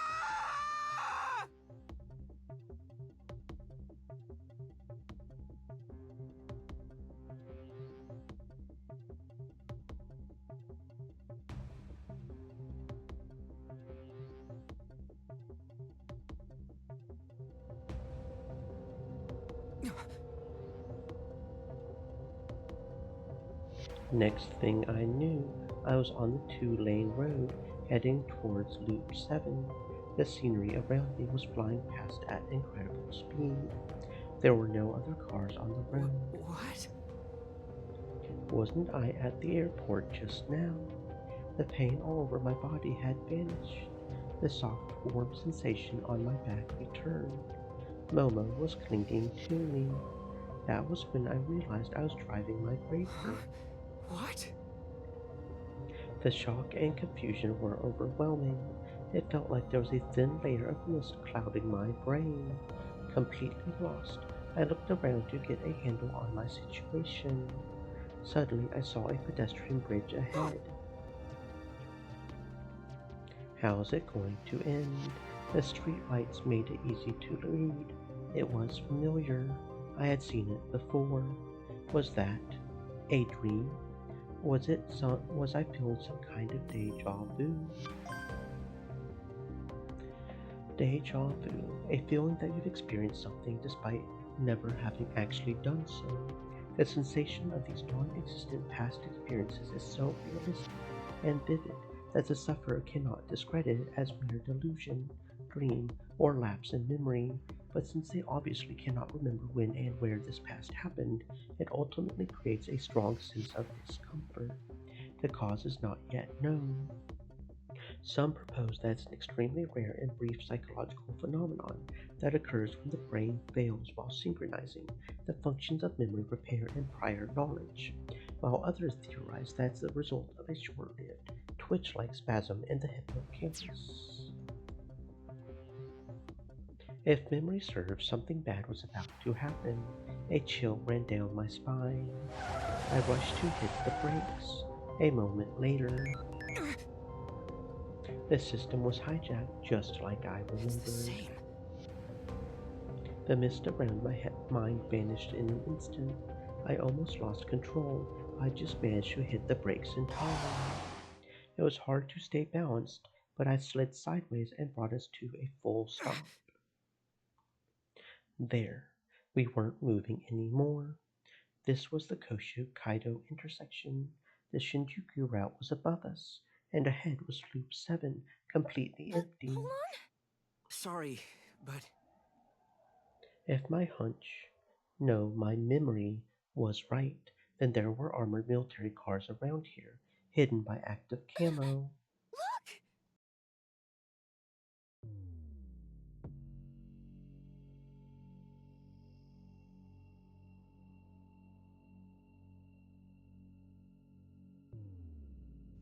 And there they were, noticing that we had stopped. The armored cars showed themselves. The cars that were trailing us had also caught up, quickly setting up a blockade around the intersection. They got us surrounded. Still, this was better than crashing and sliding across the asphalt. I told Momo to climb off the Graper, then did the same myself. I didn't know what this deja vu was all about. I didn't even know if it was deja vu. The memories felt pretty damn real to me. It was more like I was re-experiencing something I had already been through. Did that weird app do this? I couldn't tell. All I could do was act according to my memories. Another armored car appeared before long. While the others were keeping the blockade from a distance, this one stopped right in front of us. That's right. Stand by at high altitude. Don't come down. We don't know what they're up to. Yes, disregard what Uruno says. The tatted bodybuilder relayed some orders over a transceiver. Then he looked right at me. Yo! I strained my ears and heard a chopper in the distance. I focused and thought hard about the best way to get out of this, and I soon had my answer. You stop by yourself. Smart move. What I had to do Don't was put up a front. I know you're relieved. Am I right? provoke him and keep the conversation going. Getting your ass handed to you by a little punk like me must have done a number on your pride as a soldier. Sorry, but I'm no script kiddie. Hand her over. She's not your property. I said, hand her over. How about you offer something in return, Sweeten the deal and, I might say yes. A gunshot. The guy had gone and shot my Graper's rear wheel with his handgun. Shit. That was no way to treat a man's ride, and he got where the superconducting motor was. A Graper wasn't roadworthy without it. I couldn't let him see I was panicking, though. I went and glared right at him instead. Jackass. The army better pay you enough to cover the repair bill.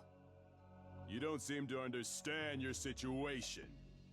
You have two options. Spend your life in jail or die here. We'll write it off as an accident. Pick one. I don't vibe with either. Your future is in my hands. Really? In those huge transhuman paws you got there? Give me your answer. Don't underestimate me. Hmm? Listen up. In exactly 51 seconds, that transceiver you got hanging there is gonna go off. What? This was a gamble. If it worked out, I would be a goddamn prophet. You're gonna get an order to retreat, and your captain's authority won't mean shit, cause that order's coming straight from the government. While you're all shook up, I'll take Momo and run. You'll come chasing after us, of course. But you won't get far, cause a passing car is gonna knock you flat on the road. That's the future I want. What kind of shit is that? Retreat order in 51 seconds? A car hitting me? You crack me up, I'll give you that. But that's enough. It actually went off. I was surprised myself, but I didn't show. That's 51 seconds. Answer it, Army Guy. This is Rhino Leader. Captain, we were ordered to retreat. What? Our politicians higher up the food chain chickened out. Seems they favor the status quo. But the target's right here. You're the ones who turned the chase into a shit show. It's your own fault, losers. Alright then. Peace. Hold it!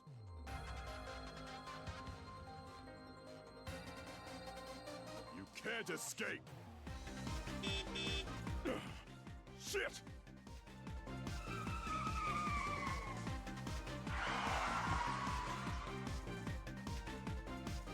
Get in! Everything was just as I remembered. Late, Oz!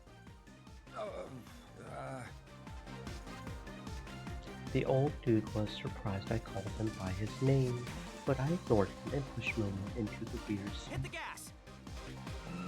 I shouted as I slipped into the passenger seat.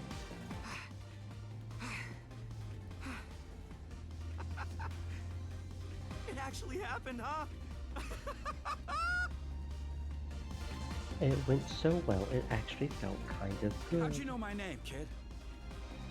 I would answer that later. No, no. An armored car is gonna come after us. Blind him with that weird rocket of yours. Huh? Huh? It's right under your feet, yeah? Barry, whatever. The thing that shoots fireworks. Huh? How do you know that? Telepathy? Sympathy? All right. Look, I know you're a virtuoso. Yeah, I'm a virtuoso. So I can count on you, right? You really know what a lady likes. You're nothing like us. Clearly happy, she quickly took her mini rocket launcher and stuck herself out of the sunroof. Are we really doing this? It's fine, just shoot. Roger, Dodger, yes, sir. Fire!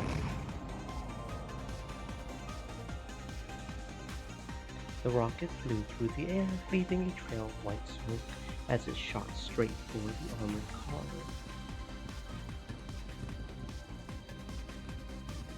Right before impact, it blew up, triggering an explosion of colorful fireworks.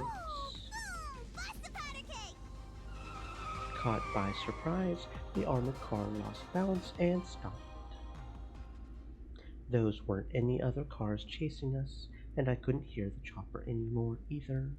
We were probably still under surveillance from a military sat, but they had been ordered to retreat, so I guess it was safe to assume they had given up their pursuit. Right? We did it. I looked back at Momo, who seemed like she was in a hell of a daze. She was kinda spacing out, but she was here with me. That felt like a miracle in itself. Hey, you! Oz grabbed me by the chest, his other hand still on the steering wheel. How'd you know our names? Why were they after you? Who the hell are you? How should I put it? Sorry, not gonna lie, I don't know what the hell's going on myself. It's not him, it's me! Holon put himself in danger just to help me! Momo hastily tried to cover for me. Oz seemed to know who was after her. But in any case, one thing was plain as day. Momo hadn't lost them for good. We might have escaped them for now, but I would be a fool to think this was all over. What could we do to get rid of them once and for all? Was police protection even an option here? Or would we have to leave Tokyo altogether? What's your name? Polan Takaoka.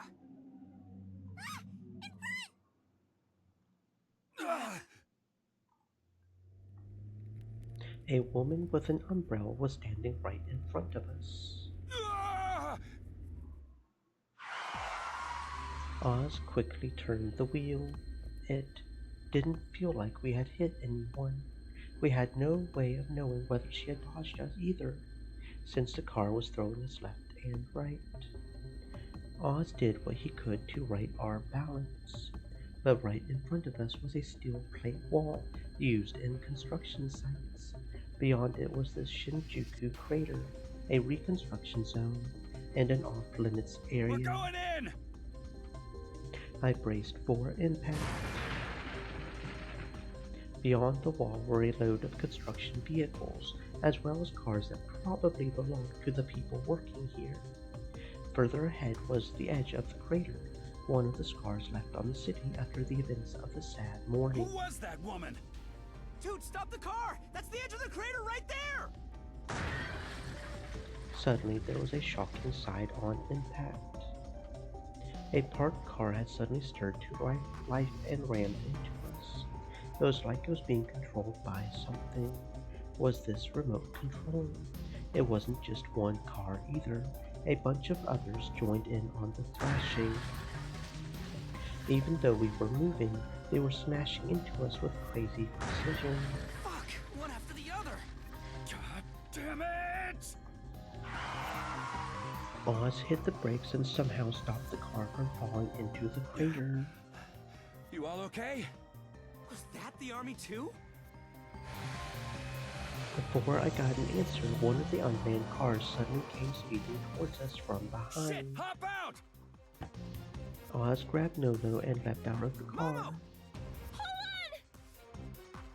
I tried to take her hand and get back, but before I could do that, I felt the shock of an intense impact. The car tilted hard and suddenly we were in mid-air. Momo and I were flung out through the open door.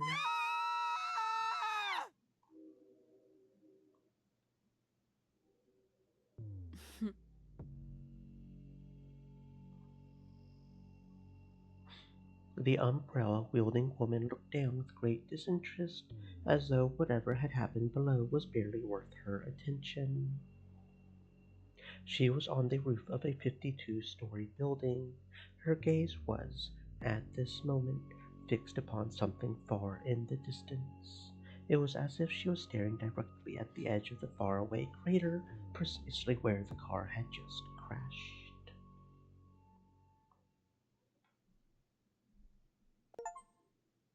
And that is apparently Chapter 1, a world-changing encounter. Not completely sure what's going on, but we have got something going on.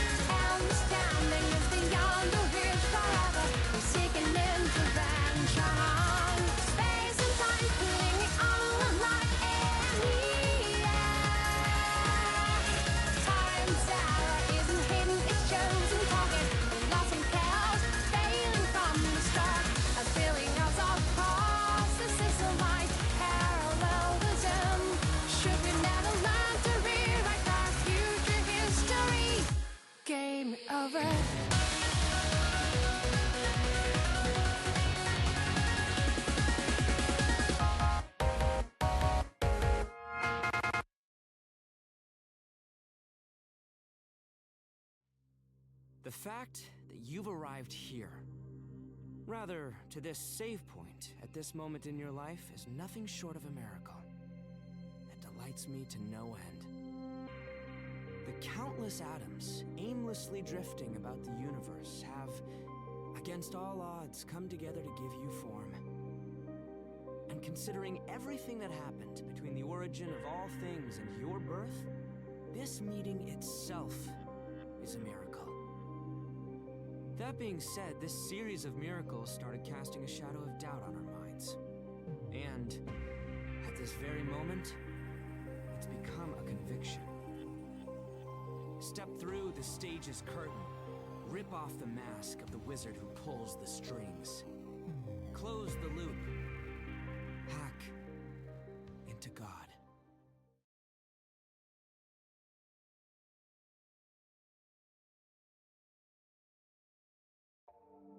The first ever computer was built during World War II.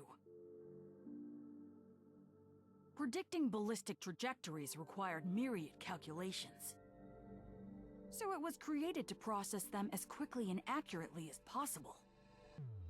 You might even say that computers started out as devices for simulating events. In the early 21st century, Japan created a supercomputer simply named Earth Simulator. Explaining and predicting environmental changes on a global scale required far more processing power than ballistics calculations did. As such, it boasted some of the most advanced technologies available at that time.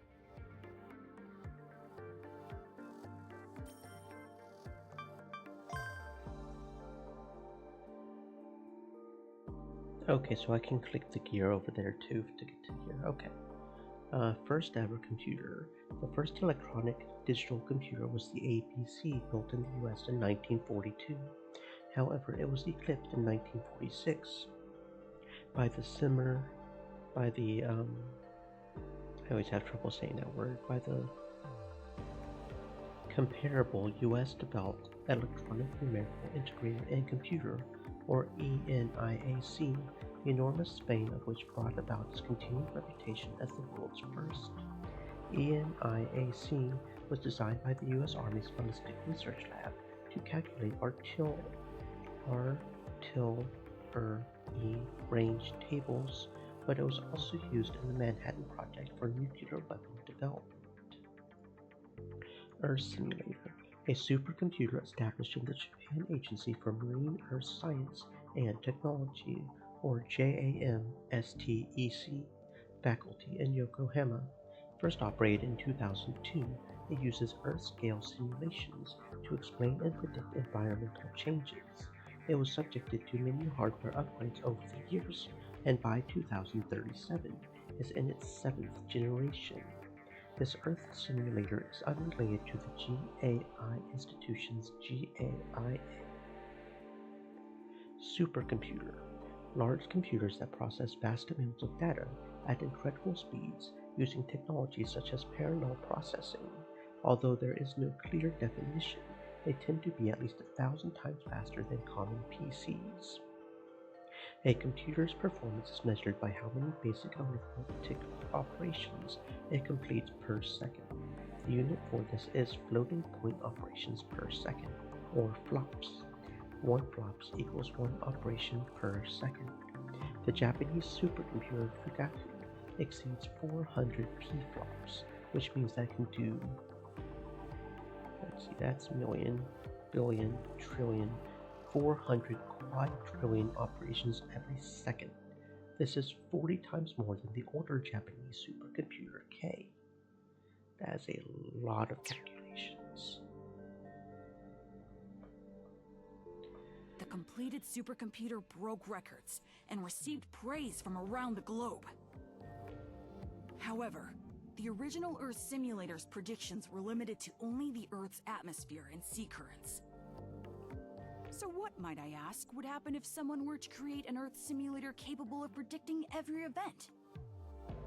All laws of physics, all natural phenomena, all activities exhibited by organisms, and all of humanity, along with the societies and cultures they've built. If we could simulate any and every event on Earth, what would you make of the result? The result would be reality itself. The consummation of our objective. The ultimate Earth simulator.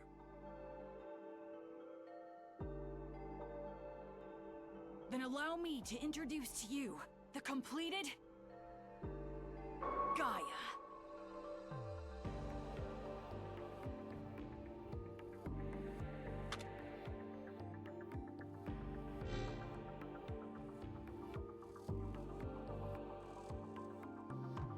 Atmosphere, sea currents, all laws of physics, all natural phenomena, all activities exhibited by organisms, and all of humanity, along with the societies and cultures they've built.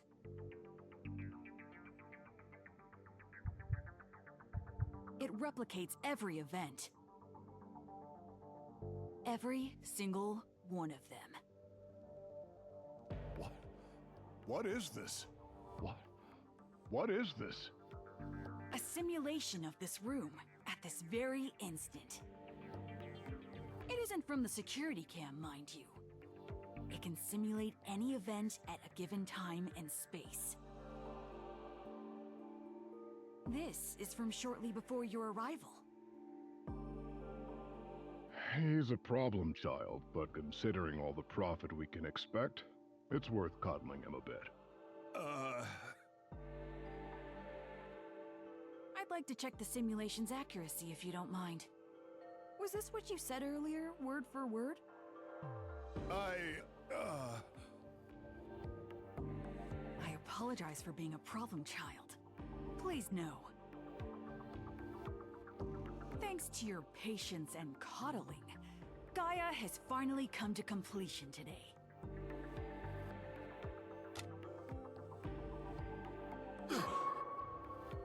Please refrain from invading our privacy. I'm awkward at smiling. Amazing. Its individual human simulation is simply flawless. This is at least 3 generations ahead of the other countries. What do you think, sir? This is far beyond my expectations. Now here is something even more interesting.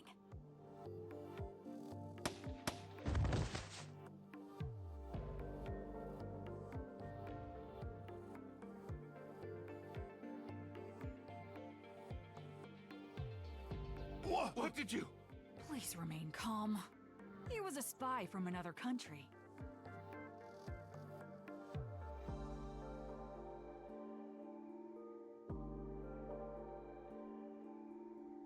So outdated in this modern age. Would you mind changing the security team right away? To a team that's actually competent, please? Anyway, if you could look at the screen. The spy over there is still alive.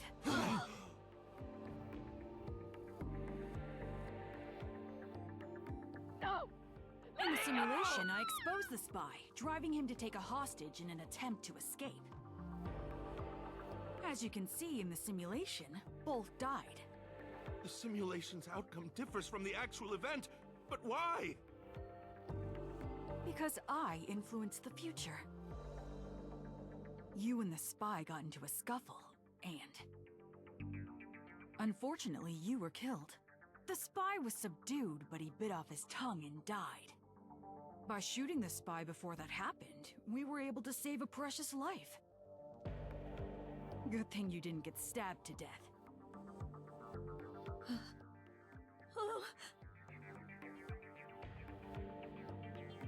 I believe you understand now. This is no baseless guesswork. Any event can be observed without a flaw. And the results can be used to influence the events in reality. Thus, we can learn about our future and change it. Imagine, if you would, the benefits of such power. This... is incredible. Our project is finally complete. Congratulations. Imbeciles. Our project? They really don't get it. Gaia is mine.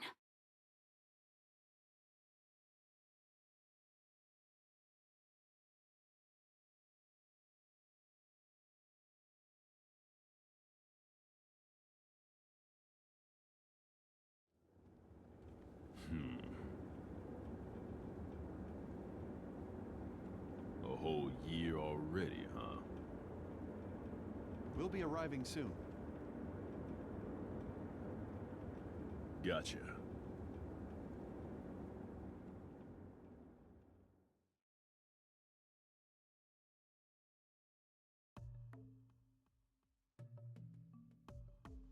Though surrounded in every direction by shining buildings, not even the Shinjuku crater was immune to the dark of night. With the reconstruction focused on the outer edges, the deeper parts of the crater were saturated with silence and darkness. Oz Tenjin Ozutani was standing on a construction platform sticking out from the ground and looking down into the dark. There, he saw his beloved car, now little more than a pile of scrap. Oz, you're way too down like a sad old clown. If it's broken, you just gotta fix it. The girl beside him, Nonoka Hosho, tried to console Oz, but her words only upset him further. Do you have any idea how much it'd cost to restore her in this day and age? It's your own fault for driving old cars. They heard footsteps nearby and were soon joined by a man. Us? No. Yo. Kaoru! Oz's car is all beat up. Buy him a new one. I see. Looks like you've been through the ringer. Kaoru Samezu, Chief of TMPD Cybersecurity Division's Cyber Countermeasures Office, stood next to Oz and Nano, looking down. Like I told you, I got rammed by a bunch of unmanned cars. It was probably a canvas hack, and the perpetrator must have been quite skilled to have controlled so many cars at once.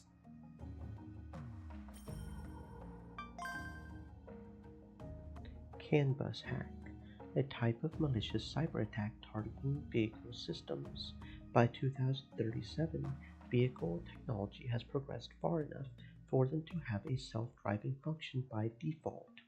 This requires various sensors, but these sensors are controlled by digital technologies that are as vulnerable to cracking as any computer, enabling malicious cyber attacks against vehicle systems. The CAN in the name stands for Controller Area Network, the mutual connection between separate vehicle systems, while bus is said to be computer speak referring to the pathways used for data exchange. Behind him were the battered vehicles of the construction workers. Was the Special Forces group behind this too?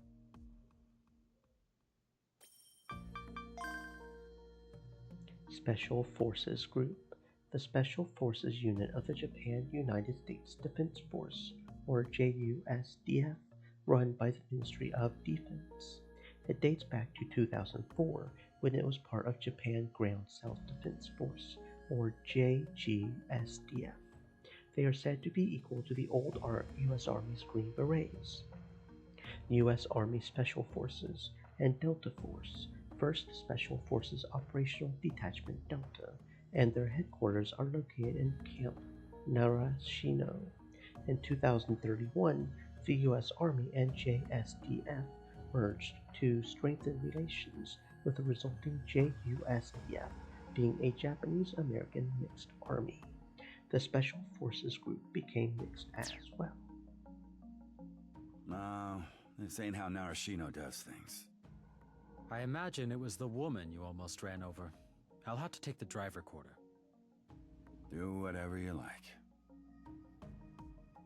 Oz shrugged and changed the subject. So, what did you learn about the pair they were chasing? Kaoru turned on a TMPD-issued tablet displaying a certain person's profile. The boy is in TMPD's database. So he's been arrested, huh? No. About half a year ago, he got enrolled in one of our delinquent mentorships after participating in illegal graper races. Kaoru shared the information with Oz's device. What about the girl? There's nothing on her. Was she the one they were after? Might have been the both of them. Are they down there? Yeah. We'll take them into custody immediately. You gonna search for them yourself? I called some subordinates.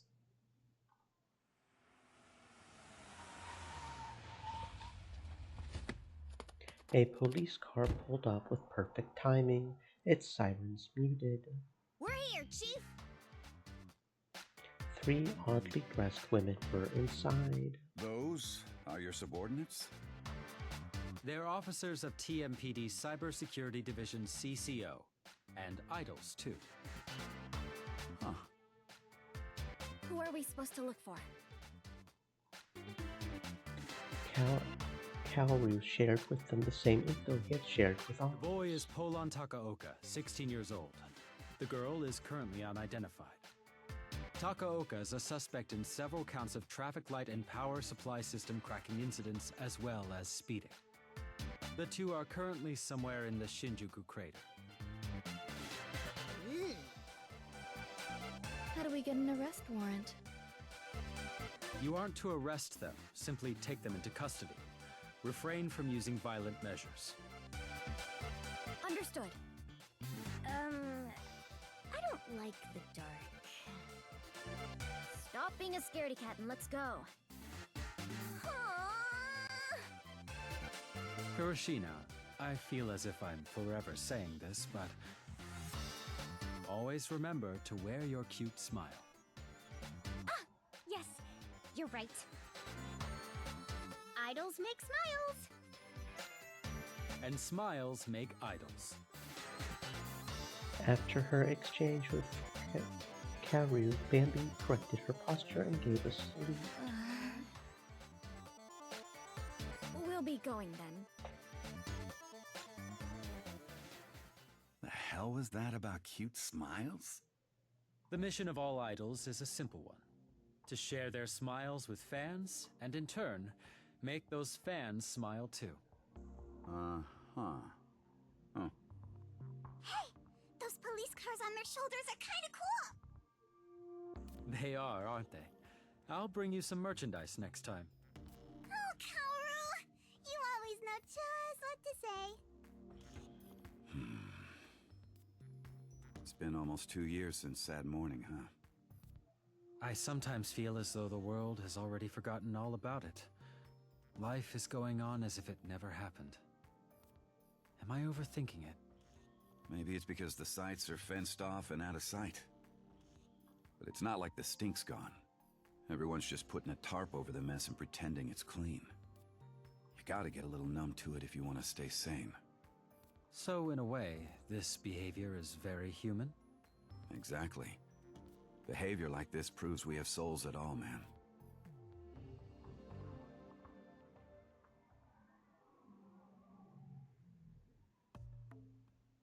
It took us a while, but we found a place illuminated by moonlight. It looked like a large shaft made to transport materials, and it seemed to connect to the surface. There were no ladders or steps, though, so it was difficult for us to get out through it. Still, the moonlight alone was soothing enough. I wanted to sit right down and bask in it for a while. We had been walking through dark subway tunnels and maintenance passages for almost an hour. Back then, the moment when we were flung out of Oz's car, I honestly thought we were going to die. and we probably would have if we hadn't landed on a pile of soft stuff. That smooth landing probably saved our lives. After that, we ran into the crater, thinking our pursuers might still have been after us. The Shinjuku crater restoration was centered around where Shinjuku Station used to be. In other words, the rest of the crater was being ignored for now. That's why there was nobody else around, making it the perfect place to hide. Momo was constantly looking behind her like something was following us. She had been on the run for a while, so I guess she was exhausted. Let's take a breather. We needed a moment to cool off and figure out what we were dealing with. Oh, I got a signal. Nakano Ward traffic restrictions lifted. Hold on. Are you safe? Hey, bro. I'm all good. I see. God, at least text me or something. I couldn't. I had no reception until literally just now. And here I was thinking the army had hauled you off. Come on, have I ever failed ya? Yeah, plenty of times. Damn, bro. Damn. Calling them out. Where are you now? In the Shinjuku crater.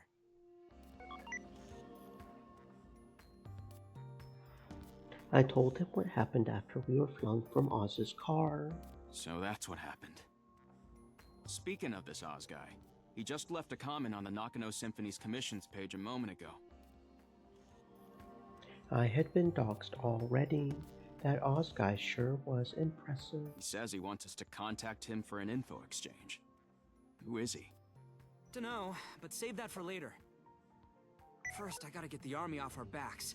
Momo's not safe here. The armies. Momo let out a sudden yelp right as she sat down on a concrete block. I'm sorry. It was colder than I thought. She rubbed her butt as she spoke, trying to warm it. It was the end of November, and we were 20 meters underground. Stood to reason the concrete was cold. Please don't mind me. I'm comfortable in this outfit. It sure looked warm, but it didn't cover her legs. Okay. I looked around for something I could use. There was a big drum and a load of packaging styrofoam. Yes, that would do. Alright, Cross. Keep going. According to the news, the army's retreated. Shouldn't relax, though, huh? The best place to shelter Momo would be... We'll head back to Symphony. Help us out, bro. It didn't look like much, but our Symphony hideout had a pretty good security. I mean, it probably wouldn't hold up against the army, but it was better than being here in a goddamn crater. Plus, I couldn't think of anywhere else. I saw a 4chan post saying the cops are gathered at the perimeter of the Shinjuku crater. Maybe they're investigating the scene? You should wait until they leave. I took the drum and filled it with styrofoam, plus a bunch of other flammable looking stuff. How long do you think they'll be around? I guess an hour, tops. And that would be when we could make our escape, most likely. Oh, and can you ask Dub to pick up my graper? It's right here. It's inoperable? Activating self-diagnosis mode. After filling the drum with flammable material, I reached into my pouch and took out my multi-tool pocket knife. I infiltrated all kinds of places on my Nakano Symphony's jobs, so it made sense to keep it at hand. It even had a lighter on it. Ooh, that sounds useful. I've never heard of a pocket knife with a lighter on it. That sounds nice. The motor's damaged. You sure overdid it, huh? It wasn't me. Those bastards put bullet holes through the rear wheel. They fired at you? Yeah! I set the styrofoam on fire as I spoke to Cross. Black smoke pillowed out, but it wasn't all that harmful. Wow. Momo walked up closer and clapped. The fire grew quickly. Is your GF some sort of VIP? We're not like that! Leave the Graper to me. You keep your girl safe. She's not my girl. Jeez. So warm. It's not much, though, and it won't last long. But it was still better than nothing. Momo watched the fire with a vacant expression. I could only hope her nerves had settled a little. You're really good at building a fire. It's a skill I picked up when Sad Morning struck. It was the middle of winter. You know what that means? Without fire, you die. So, I had no choice but to learn how to do it. Sad morning. Momo's face suddenly turned gloomy as she looked up through the shaft at the sky. Countless people fell victim to it. This your first time in a crater? Yes. They were all exclusion zones, but I had been to the Daikanyama crater before on some hacker business. I hadn't seen one either, until I went to Ochanomizu this morning and saw the crater there. I was shocked to think that it left scars so vast and deep the world over, with each of them claiming so many lives.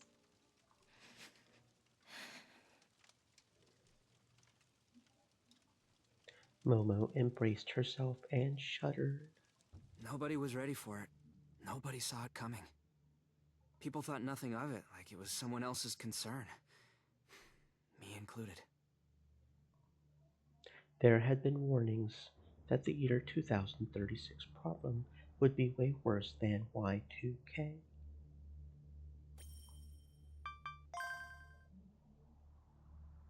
Year 2000 problem, a problem based around the belief that old computers would malfunction as they entered the year 2000. Since old computers had to conserve memory, the year and dates was usually displayed as only the last two numbers. As a result, when the date changed from 1999 to 2000, those numbers would change from 99 to 0. Because there were no programs that accounted for this, some pointed out that computers may mistakenly recognize the year as 2000 as the year Stay 1900. moist, my friends, hydrate. While the damage to most PCs would be minimal, certain people were worried that this could cause a catastrophe should it happen to computers used by utilities, the financial sector, and militaries. Because of this, experts all over the world spent the latter half of the 1990s updating programs and generally developing countermeasures to this problem. Owing to their work, the Y2K problem ended as nothing more than a passing concern. Year 2036 problem. A worldwide computer malfunction caused by an NTP error in 2036. All computers connected to the internet use a communication protocol called Network Time Protocol, or NTP, to synchronize with a Coordinated Universal Time, or UTC, in just a few milliseconds. NTP calculates the current time by adding seconds to the starting date of January 1st, 1900, and the value is stored as a 32-digit binary number. When the value exceeded the 32-digit binary limit, it reverted to 0, and since it happened on February 6, 6/28/15, it became known as the year 2036 problem. Experts did program NTP to automatically transfer to a new system, but an error occurred and caused the sad morning, the single worst disaster of all time. And because of that, experts all over the world did whatever they could to prevent it. I had heard about that even as a child.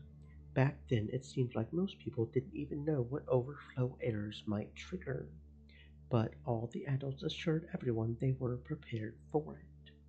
That was why it was such a shock when something actually happened. There were 6 SA-4Ds that fired at Tokyo. Their targets were...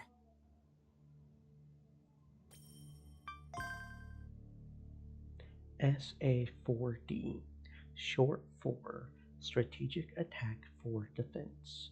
SA-4D is a network of satellites created by G26 to establish a lasting peace by neutralizing nuclear weapons.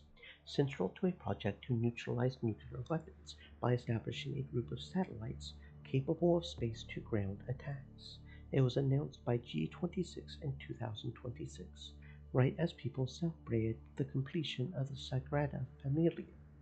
Just a few years afterwards, over 400 satellites were launched into low Earth orbit, 6 to 1,200 kilometers above the surface of the Earth. However, the year 2036 problem caused them to malfunction on February 6, 2036. As a result, they fired upon the capitals of the G26 nations multiple times, resulting in over 5.1 million deaths worldwide. The event became known as the Sad Morning. On that day, some of the satellites crashed into Earth, but most were left in low Earth orbit. The UN and all countries of G26 announced their intent to dispose of them by 2045. Akasaka, Ochanomizu, Shinbashi, Azabu, Daikanyama, and Shinjuku. They were hit at almost the same time. You know, I could have been dead too. What? It turned out there were other cities that were potential targets. But one of the satellites that was set to strike, SA-4D-144, happened to stop functioning right before it fired. It wasn't clear which area would have been hit, but for all we knew, it could have been Nakano, which is where I was. Tons of people died that day, and even if you survived, you most likely lost a family member or someone close to you. Did you lose someone too? Yeah. My dad died in Shinbashi. I'm sorry. Huh? Why? You don't have to be sorry. I tilted my head. She looked at me, and I saw desperation in her eyes. No, I'm sorry. She really was a weirdo. Anyways, no one had the power to stop what happened that day. Not the politicians with all their influence on the world stage. Not the spiritual leaders with their millions of believers. Not the experts, not the engineers.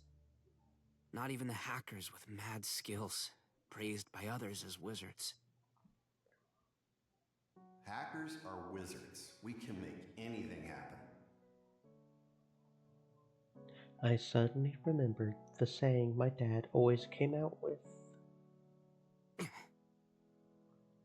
Wizards. My dad was a hacker. He worked officially as an engineer, but he had a side gig doing jobs as a white hat. Companies paid him to test security. I got my programming skills from him. He taught me when I was young. He wasn't too passionate about teaching me though, so my skills were still basically third rate. He was a real workaholic too. He cared so much about his work that he had no room in his life for me or family in general. That's why my mother got fed up with him and left. I hadn't heard from her at all. I had no idea where she was or what she was doing. That's how it was growing up, and that's why I grew to hate him, and we pretty much stopped talking. Then a sad morning went down. Each of the SA-4D attacks hit at different times, depending on the place. The year 2036 problem led to them malfunctioning at the same time, but the attacks weren't simultaneous. The first payload target was Europe. Japan was slightly behind them, but only by a few minutes or so.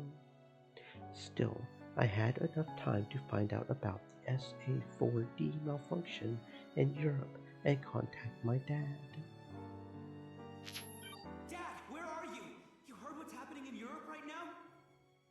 Don't disturb me. I'm working. Just those cold words, and then he ended the call.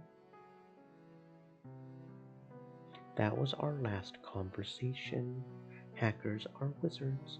We can make anything happen. My dad...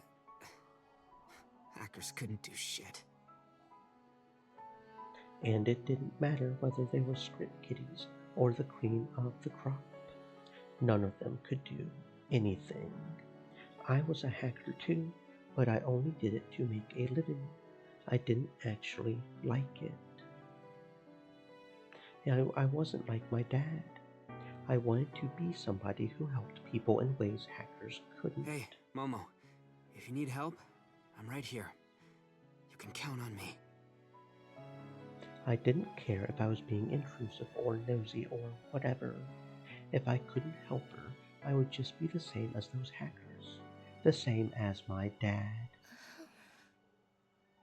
But Momo wasn't exactly overjoyed. She didn't even nod. She just sat there with a troubled look on her face.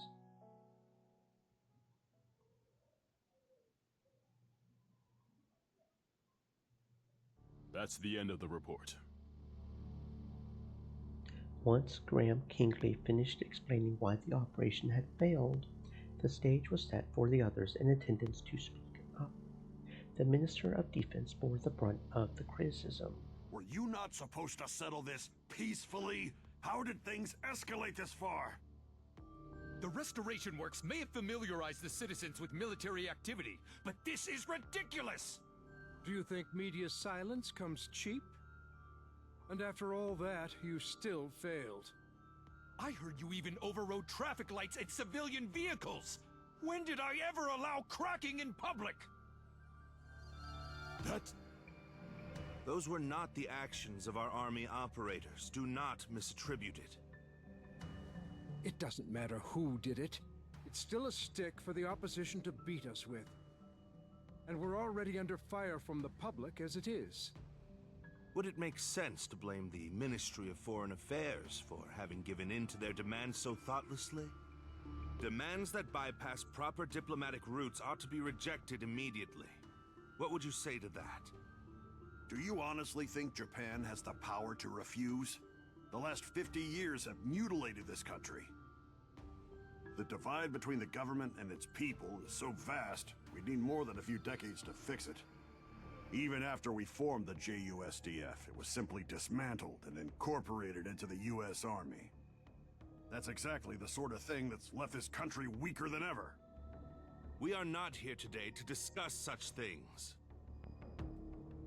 Besides, this was all approved by the Prime Minister anyway. I'll thank you not to drag him into this. We must act as if this were something we decided on our own. We never demanded the mobilization of the army. What were we supposed to do exactly? We were to secure a girl we knew nothing about while refraining from investigating her altogether. It was simply absurd. Such things are beyond our control. We are not at fault. And even if we did use the army, what alternative did we have?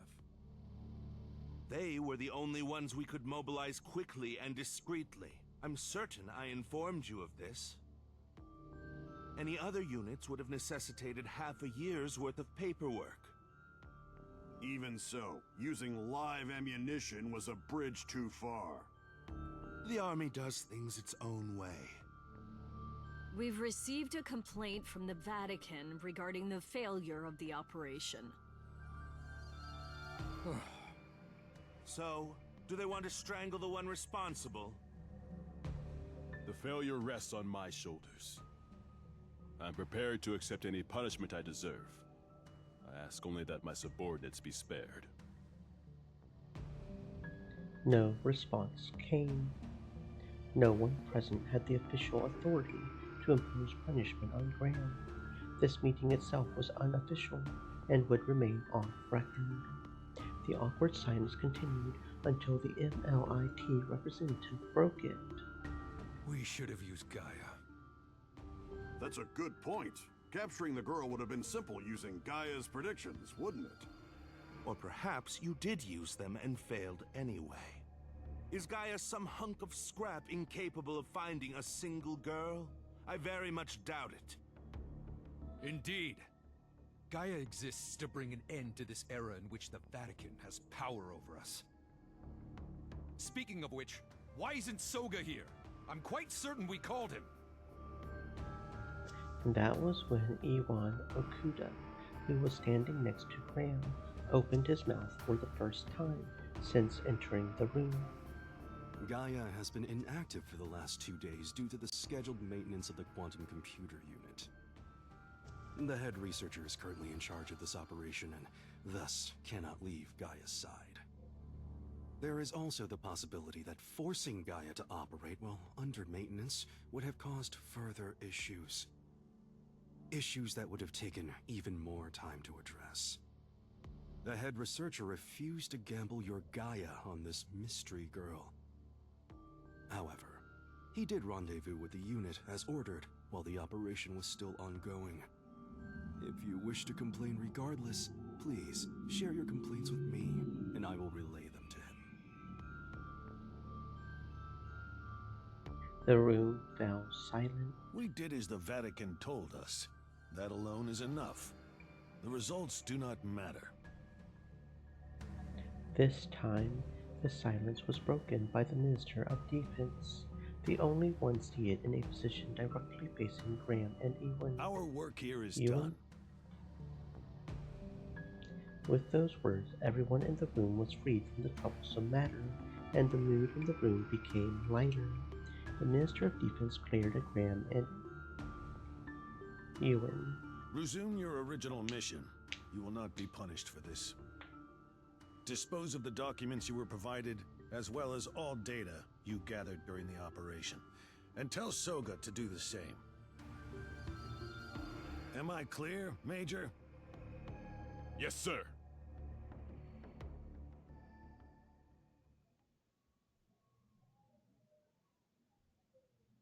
So I knew exactly what was gonna happen, since it was my second time through. After passing the pedestrian bridge with the graffiti, my graper was hacked, and we were thrown off of it. Then that tatted baldy builder beat the shit out of me. Next, the chopper carrying the boy with the bow tie took Momo away. After that, I saw a screen in my BMI that I had never seen before, and when I selected it, the world reset.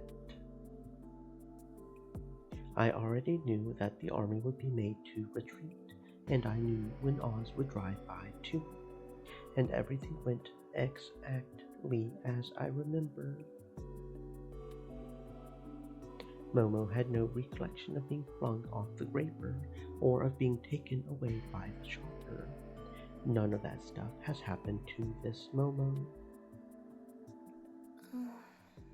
Hold on. What could have triggered such a phenomenon is beyond me. But I do believe it's possible. Why is that? I myself had a similar experience earlier. Seriously? Although in my case, it was more like... how should I put it? I suddenly saw it. I guess you could call it a vision. Are you talking about what happened at the park? What is this? Why am I... No. This isn't good. We need to run if we stay here any longer. Momo was speaking like she sensed danger back there before the army actually showed up. I saw the two of us surrounded by the soldiers. Well, you could have seen it a little bit quicker, I think. And one of them punching you in the stomach, knocking you to the ground. All of that? In a split second? Yes. Nagoya, Osaka, maglev train set to open in 2039. And that was exactly what happened. It was different from what happened to me, though. That was for sure. Some sort of precognition. Has anything like that happened to you before? Yes, a long time ago. But I saw many visions just today. Do you remember how I said your face flashed in my mind before I met you? That was one of them. And One may said, consider this as a cheap miracle. viewers on Stream.com remove the space KPOZEA.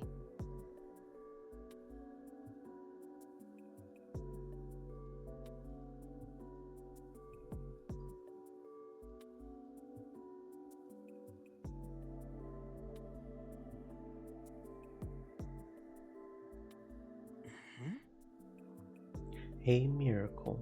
Was she the type to seriously believe in them? Was I supposed to play along, or...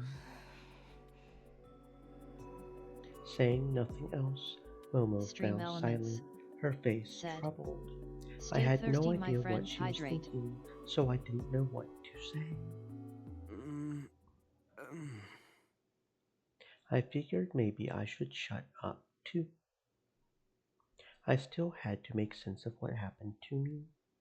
So, the thing I needed to figure out was that weird screen I saw before the world reset. Was it a BMI app? If it was, I couldn't remember installing it at all.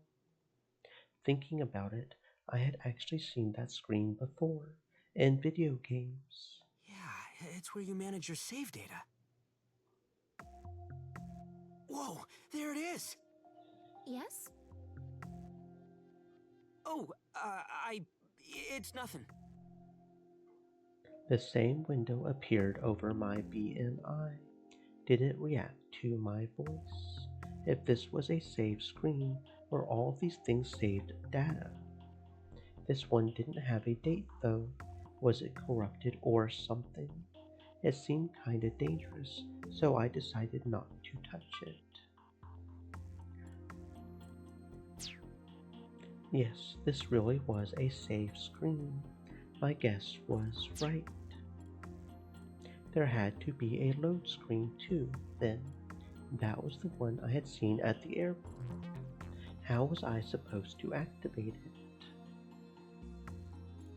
It seemed to react to my voice last time, but how could I bring it up in my head without saying anything? Right. Load screen. Come on out. Come out. Come on. Hey. Hello? No good.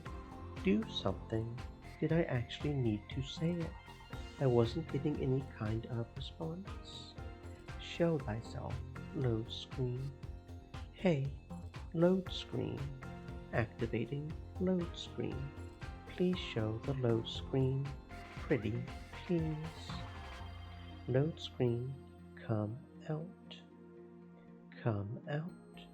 Come on. Hey. Hello? No good?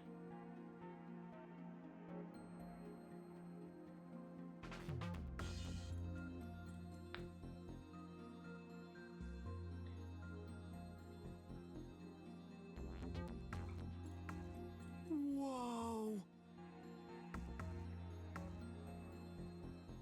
And there it was. How did this work? Was it deciphering my brainwaves? Did BMI have a function like that? If I loaded this data, would I go back in time like before? Yeah, right. I felt stupid taking this shit seriously. I had to chill. This time is a one-way street. It can't be turned back. And even if it could, that sure as hell wasn't something a BMI app could pull off. Then again, I could clearly remember going back in time. That was something that actually happened, no doubt about it. And I was the only one aware it had happened. Why was it just me? If time really did move backward, then my own consciousness and memories should have been reset too.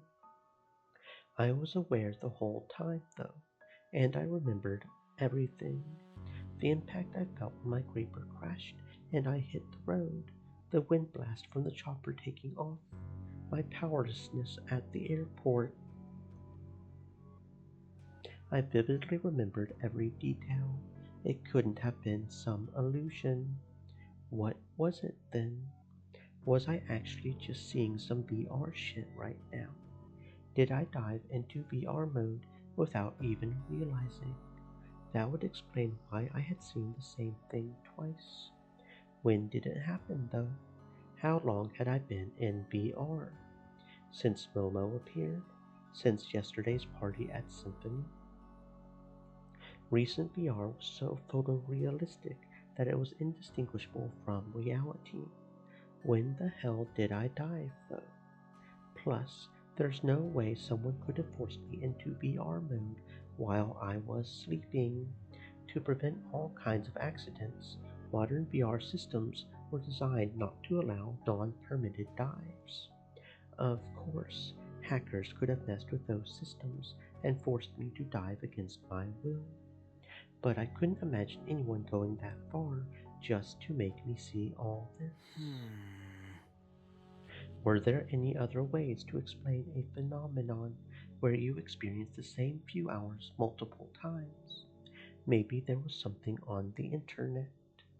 First, there was the good old time machine. Was it my Graper? Was it way more advanced than I thought? No way. Also, if I went back in time using a time machine, wouldn't there be two of me? Besides time machines, there were also parallel worlds. Parallel worlds, worlds that exist parallel to ours, but in a different space-time. They have the same dimensions as ours and sometimes even share the same exact people and layouts. Well, I did relive the experience and took different actions which led to a different outcome. Did that mean there were multiple worlds that I had somehow moved between? But why did that happen? How did I do it? Yes, this was just as absurd as the time machine idea. Then there was time leaping. Time leap, a Japanese constructed term used to describe the act of moving through time as only your consciousness transferring your mind into your past or future self's body. The term for movement through time, along with your body, is time travel. It made sense to assume my consciousness was the only thing that had gone back in time, given the state of my body and Graper were in. Would it really be safe to assume that, though? There was a fundamental problem with all of these theories. Why wasn't my consciousness rewound? Or my memories? Was it because I was the one who used the load screen? Was that why I was the only one who went back, along with time itself? But I had heard consciousness was something people couldn't figure out. They had no clue where it came from, always asking, where is the self? But now we had an app that let you redo things in the past while keeping your consciousness and memories intact, and I just happened to be the one who used it. Trying to figure it out just confused me more. It didn't seem like I would get answers anytime soon. No matter how much I thought about it, I never got any further than For guesswork. now, I'll just call this saving and loading. Only one thing that was clear to me, that my BMI had somehow been hacked by someone, and this person had given me access to some weird app with access to the supernatural, or at least something like it. Trying to mess with me, huh? I tried checking the BMI connection logs. I hadn't done much of a deep dive, but I couldn't see any signs someone had messed with it. My BMI had some tight security, and I had installed some protection patches that were solid by my calculations. Did the hacker really bypass all that and break in? They would need insane skill to pull that off. You would need to be like wizard tier. Was I dealing with one of the greatest hackers of my generation? Had I ever done anything to get someone like that on my ass?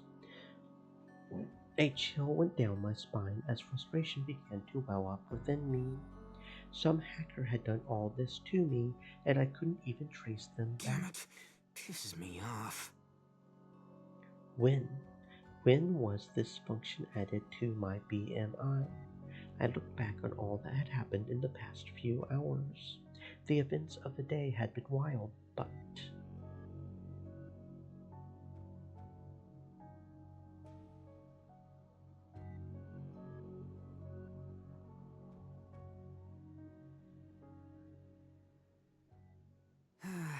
Nothing really stands out. I had to get back to figuring this thing out. Could I save my own data in the empty areas? Did I just save, like, now? Seriously? Did it really create a save of the entire world just now? Damn, how much space would that file need? If I tried loading the saved data now, I would find out whether I could use the save and load feature myself. Part of me was tempted to try it. Was this a good idea?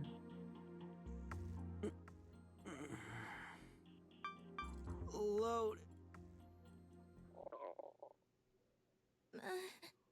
Huh?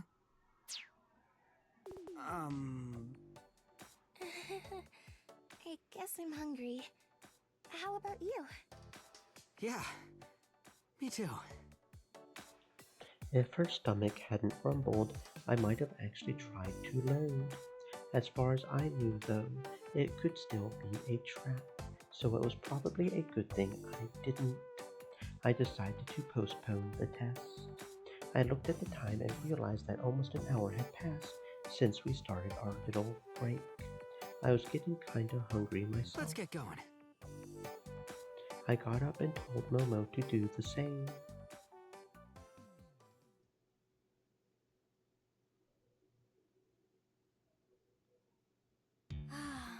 There's no sign of them at all.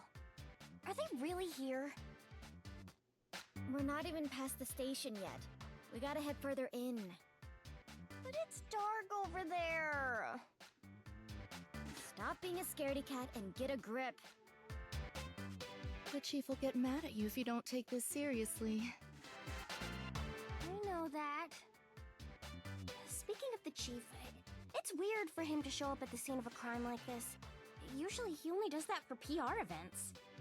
Is this Polon Takaoka guy a huge threat to society or something? But for all he didn't actually harm anyone, so... he doesn't seem like that much of a bad guy. It's so weird. Stop looking for excuses to give up the search.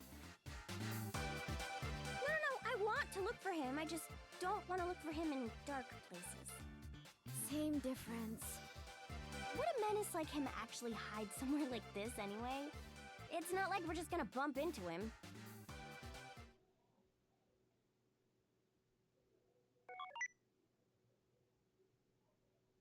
Face match detected!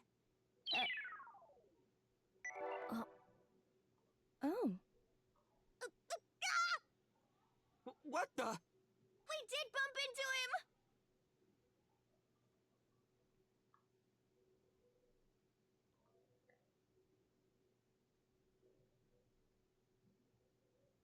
Polon Takaoka, I assume? We're the police! Riko Sawai, Bambi Kurashina, Iroha Kyogoku. We were this close to getting out of here, and now we had bumbled our asses right into the cops. I had gotten sloppy thinking they had all left. Though... You're cops? For real? You can't tell from how we look? He obviously can't. We're police officers as well as idols. Idols? That explained why they looked like that, though part of me still wondered whether they were middle-aged men in disguise. So, this is your And side that's how job? he started doubting every woman as being a middle-aged man in disguise. Oh dear. Were they some third-rate idols doing some desperate collaboration with the police? No, it is not. Looks like it's time to introduce ourselves, girls. Rico, Iroha, here we go. Huh? Really? Oh my. I romped through the digital woods, splashing water on every hacking blaze I see. My sweet honeypot is gonna trap all the baddies. I'm your cheery, frisky fawn, Bombi Kurashina. Bombi! Next up, Rico! How'd you like some meds and shots? Viruses, data tampering, nothing goes under my radar. You're not leaving till you change your ways. I'm the cool-headed girl that all hackers fear. Rico Sawai. Rico! And finally, Iroha! Are you bad-mouthing someone? That's a no. Selling or buying illegal Oh, say stuff? that again, Mom. Sharing naughty pics and vids? Absolutely not. That's a no. Be good and you'll get a reward from me. I'm your warm, gentle big sis. Iroha Kyogoku. Okay, I might have found Best Girl. Iroha! We might have found Best Girl already. We're TMPD Cybersecurity Division Cyber Countermeasures Officers.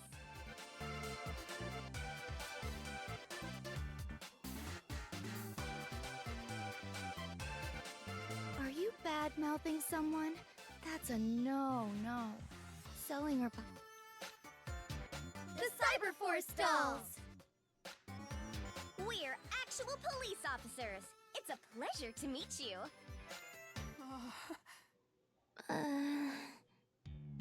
I'm not seeing much of a reaction here. Pro Baseball Mizoguchi goes freelance. Lions offer 2-year contract for 2 billion yen. How are we supposed to react? looks kind of red. Did we make him blush? Like hell I'm blushing. You can become our fan anytime you want, young man. Stop poking me. I ain't falling for that kind of stuff. Bombi, stop playing around and do your job. Jeez, but this is part of our job too. Sorry if this seems sudden, but hold on, Takaoka! You are under arrest! Yeah, it's sudden. The weird words and poses had left me dazed, but this was no time to be spacing out. Bombi? I think you mean taking into custody. Oh, right. Please, come with us. Not happening. If you want to take me, you gotta show me a warrant. Cracking power supply system, overriding and ignoring traffic lights. Oh, I can definitely have an arrest warrant issued, if you'd like. Please come with us.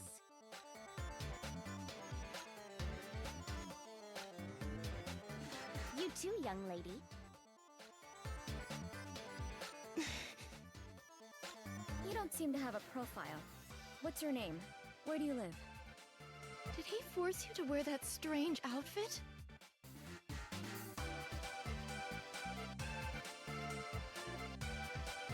Did they think I was some kind of pervert? Well, whatever, it didn't matter right now. I looked over at Momo. She still had a sullen look on her face, and she wasn't saying a word. She couldn't even discuss her situation with the police. That left me with one choice. I'll say it again, Momo. I'm an Anon with a bright future who can't sit idly by when someone's in need. Without a moment to lose, I took her hand Come on!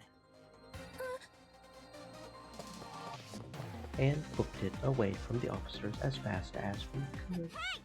Stop right there!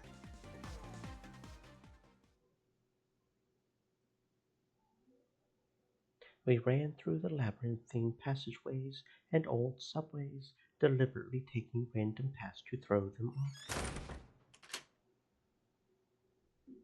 Shortly after we lost them, we jumped into a worker prefab that happened to be nearby.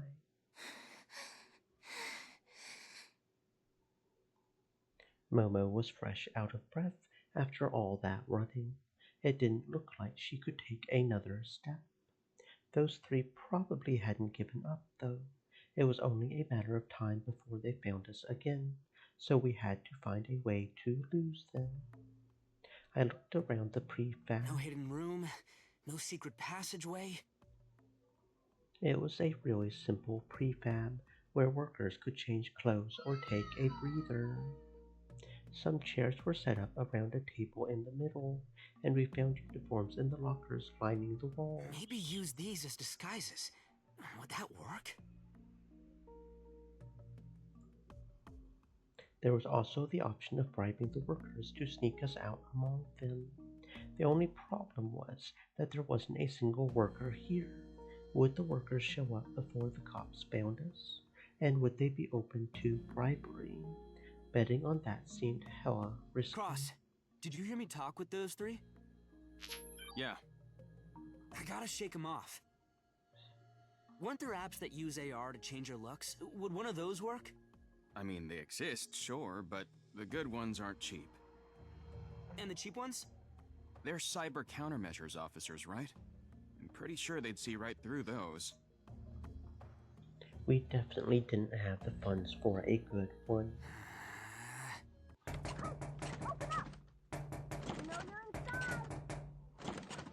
They found us? How? I was pretty sure they didn't see us coming in here. Then again, it's not like there was anywhere else to go. Hey, can we talk this out? I called out to them. Sure, I hacked the traffic lights and the power supply system. I went past red lights. I was speeding too. But I had my reasons. You know the army went apeshit earlier, right? They were chasing us. They're the ones that should be arrested. Yeah, we'll hear you out. Just open up. She didn't believe me. Were they working with the army? Or did she think I was just joking or talking out of my ass? Whichever it was, it didn't seem like they were going to listen. I'm terribly sorry for getting you involved in this. Momo bowed her head in apology. Come on, it's not over until it's over. I haven't given up yet. Then again, there wasn't much I could do. Where could we go from here? Come on, Polan, think. Oh! That's right! I forgot about this. Yeah, I guess the time is now. It could be a trap, but let's do this.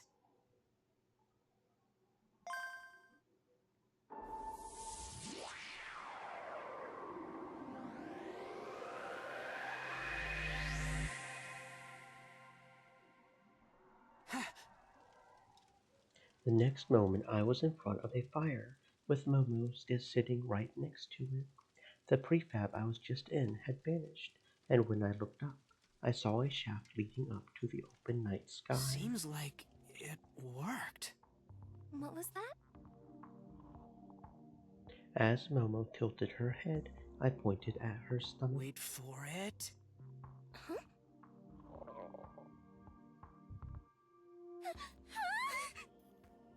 Momo got flustered and covered her stomach. I loaded the save, and it worked.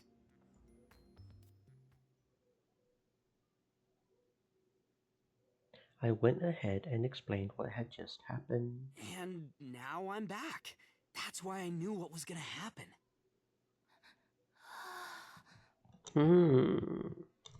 But the thing is, the load screen popped up even though I wasn't thinking about it at all. Someone must have done it to remind me. And who was that someone? It could only be one The person. high and mighty super hacker that messed with my BMI and left without a trace is the one who pulled me out of that shit. And damn, I didn't like it.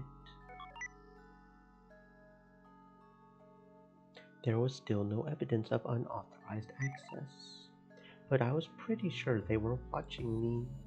They couldn't have displayed the load screen with such perfect timing if they weren't watching me. Maybe I should call out to them. You watching me? If you are, why don't you get that load screen up like before? Yo. There you go. Now I definitely know that you're watching me. Yep, we are watching us. We are watching you. I don't know what I'm planning either for that matter. But with the situation being what it is, I can't be making any compromises, so I'm going to be using the saving and loading thing. With that settled, it was time to figure out our options. The saved thumbnails were images of what I could see at the time. I could also delete them if I wanted to. So what would happen if I went back and loaded an older save after making new data?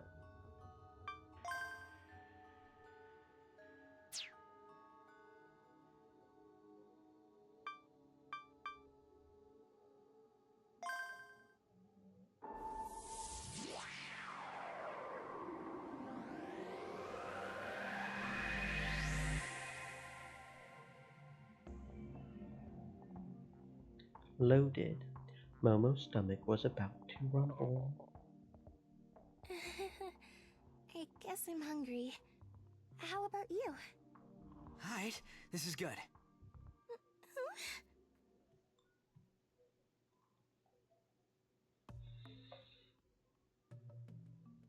Wait, what? The newest save was gone, so loading a save from before the newest one erases the newest one. This meant that everything I had done since my last load, including the new save, had been undone, no matter what I had done or what the results were. Simply by loading, I could erase all traces of my actions without anyone realizing. I could do anything now, even the worst crap. Whoa, whoa, whoa. Better quit that line of thinking right there. I would never do anything that went against my principles. And if I ever came close to giving into that kind of temptation, I would just have to ask myself if I was making a choice I could be proud of. Hey, Momo, let's get going. Okay. I had an idea of what I was capable of now. All I had to do was find a way to get those 3 officers off our backs. I took Momo straight to the workers' prefab from before. There was no sign of the Cyber Force dolls yet, of course. I want you to change into this. I took a uniform from a random locker and handed it to Momo. She started fidgeting for some reason though. Change here? Oh, right. Where was the changing room? Could she do it in the restrooms? They were outside though. It's okay. I'll change here. What? No, could you look away for a moment? Hey! Wait! Hey, who locked it up? Wasn't me. You're the one with the key. Well, yeah, but did I lock it? Just open it. Workers. Oh, shit! Here, get in. Acting on instinct, I pushed Momo into the nearest locker, then jumped in myself.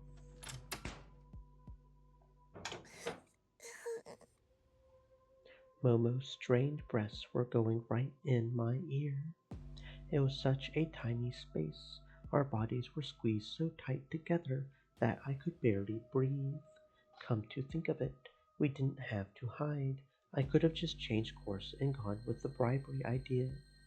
Shit, I really needed to cool off. There it is. I swear. Sugimura always leaves it here. By the way, did you hear about those Kabukicho maniacs getting in here? They're a bunch of arsonists, so the place had to get a whole load of extra fire alarms at short notice. Yeah, I know. But hey, the place is more fun than you'd expect. You actually went there? I go after work every now and then. Seriously? I kind of want to see for myself. I'll show you how to get there. Let's go back.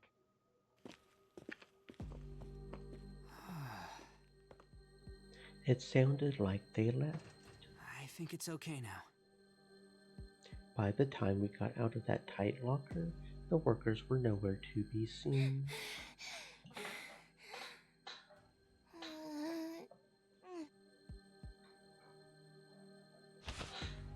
Momo was barely standing, and it seemed like she might collapse at any moment, so I went and supported her. I needed some fresh air. I'm sorry. No, I shouldn't have crammed you in there. Let's rest until... Excuse us. We are police officers. There is something we would like to ask you. Wait! Ah! We finally found them. Sorry for ruining the moment. I quickly let go of Momo. We were scared senseless searching for them in the pitch black. They were doing this. Kids these days. You're about their age. Yeah, I know, but... whatever. You must be Polon Takaoka. We're police officers. Man, can't believe they caught me again. Again? Oh, I just, think I saw you somewhere before. Yeah. Really? We are TMPD Cybersecurity Division Cyber Countermeasures Officers. The Cyberforce dolls, was it?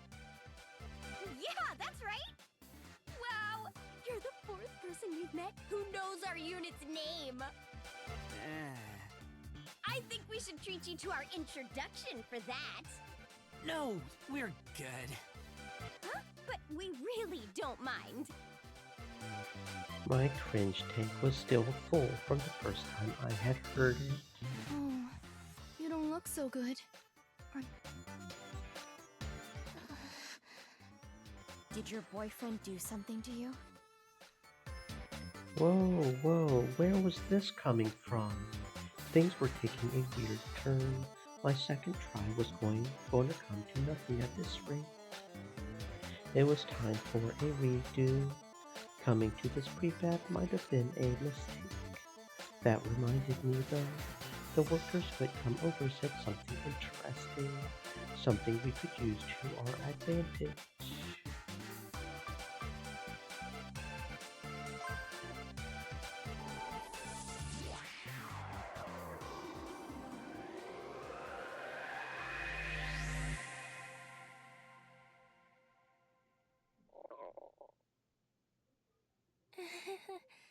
I guess I'm hungry.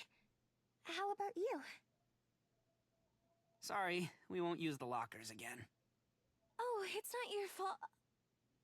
Wait, lockers? I took some deep breaths to cool my head. Anyways, this time... We were going to go that Kabukicho district that the workers mentioned. I searched it online and found a way to get there fast. It was in the opposite direction from the station, so we wouldn't run into the Cyberforce dolls there. Gotta climb this ladder. The entrance to the passageway was in the middle of a subway tunnel, with a ladder leading up into a shaft. This seemed like a passageway meant for regular inspections, and if we went through it, we would end up in Kabukicho. It's a bit unsteady, so I'll support you. You climb first. Okay. Momo reached for the ladder enthusiastically, but as she went to put her foot on a rung, she froze in place. Momo?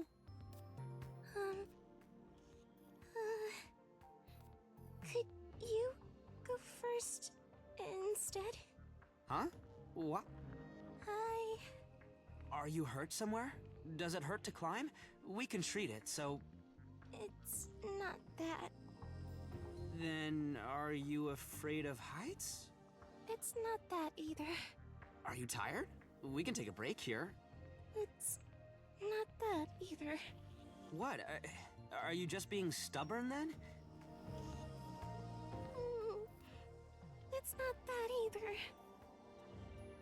After an extraordinary amount of hesitation, Momo managed to get her reason out. I'm not wearing any... Huh? What? I'm not wearing any underwear. What? Huh? What? Why? There are reasons. Reasons. Like what was absolutely not a question I could ask out loud. So, that's it. Yes. So she wasn't wearing any panties. She was wearing this thing that looked like both an animal costume and pajamas at the same time, but she wasn't wearing any panties. So back when we were running around Nakano, back when she had clung to me on my greatbow, back when we had jumped down to the underpass, back when we had warmed ourselves by the fire, and even now, she wasn't wearing any panties. Please don't stare like that. Oh, sorry. I'll go first. You just follow me. Okay. Thank you.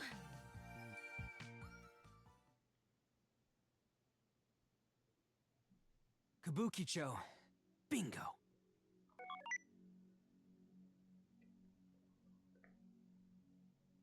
Kabukicho was one of the places that suffered a direct hit during Sad Morning.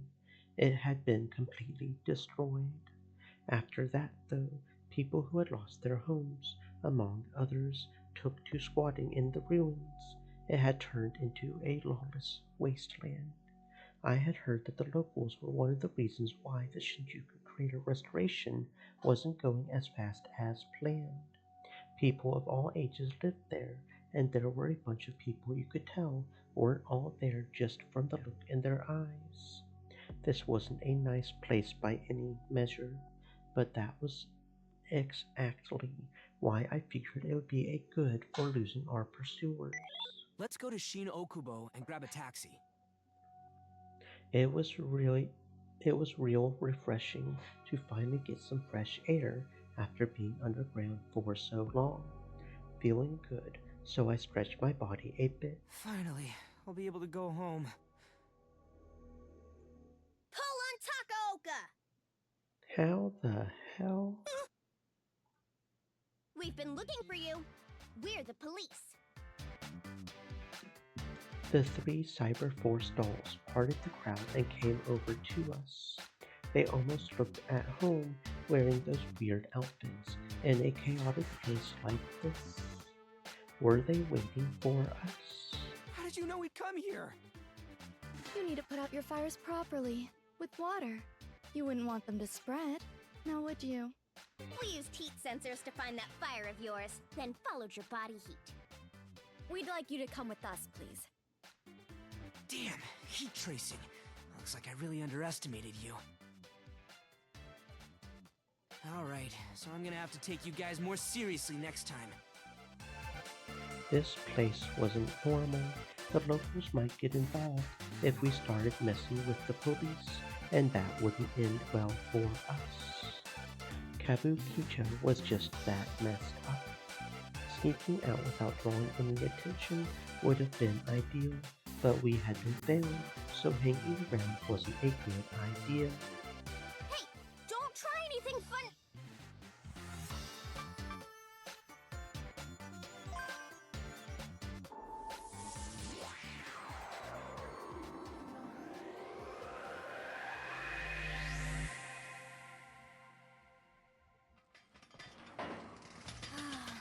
There's no sign of them at all. Are they really here? We're not even past the station yet. We gotta head further in. But it's dark over there. Stop being a scaredy cat and get a grip. Plus, the chief will get mad at you if you don't take this seriously. I know that. Fire detected. Please follow the directions and calmly make your way to the surface. I repeat. Fire detected. Please follow the directions and calmly make your way to the surface. Oh my, how awful. Let's call the chief and help the workers evacuate. Rico, can you contact the site's control center? Huh? What are you gonna do? I'm gonna find out what's going on so we can help. Connect us. All right. This is TMPD Cyber Countermeasures Office. Control center, please report the situation. A fire alarm was triggered. The workers are evacuating. How bad's the fire? The on-site camera is showing a malfunction alert. The heat might have damaged it. Tell us where it is, please.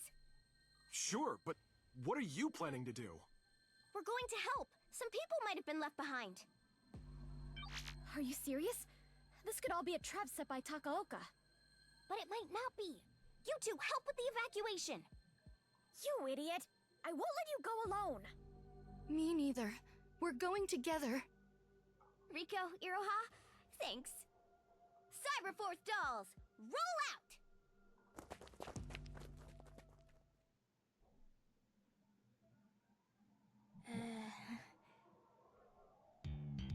What is this?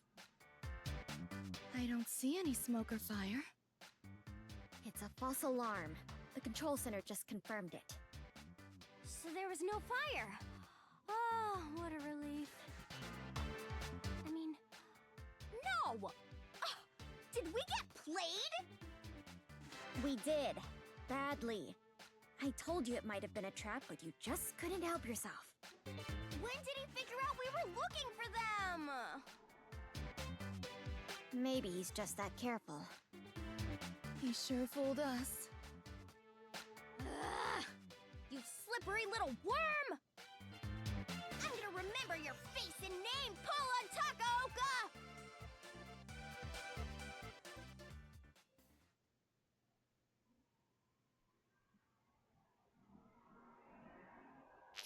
We kind of scrambled to put the program together, but it worked just fine. It was a pretty simple trick, though. I doubt they'd fall for it again. It worked this time, and that's all that matters. Thanks, Stream man. Elements said, "Stay moist, my friends, hydrate." Each company's disaster prevention system had its own quirks, so I had to rely on Cross's help to build the program as fast as possible. I've got your back. Man, this whole thing reminded me I was still a real hacker.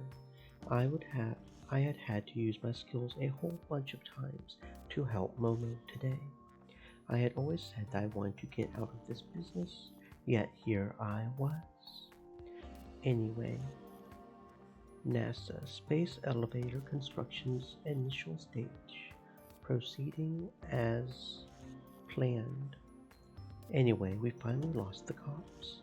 Now all we had to do was get back to Nakano while avoiding the army. We could think about what to do after tomorrow. But this whole saving and loading thing was still on my mind. Hey, Super Hacker, you still watching? This wouldn't have gone so smoothly without this thing you gave me. I don't like you, and I'm not gonna let you stay anonymous forever. But until I unmask you, I'm gonna use this power whenever I need it.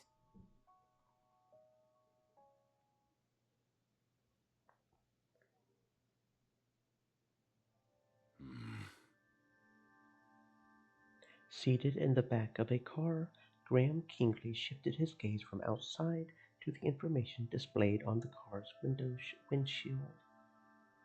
It showed that the destination, Umino Mori, was half an hour away. The car was currently parked at the side of the road in Nihon Bashi, however.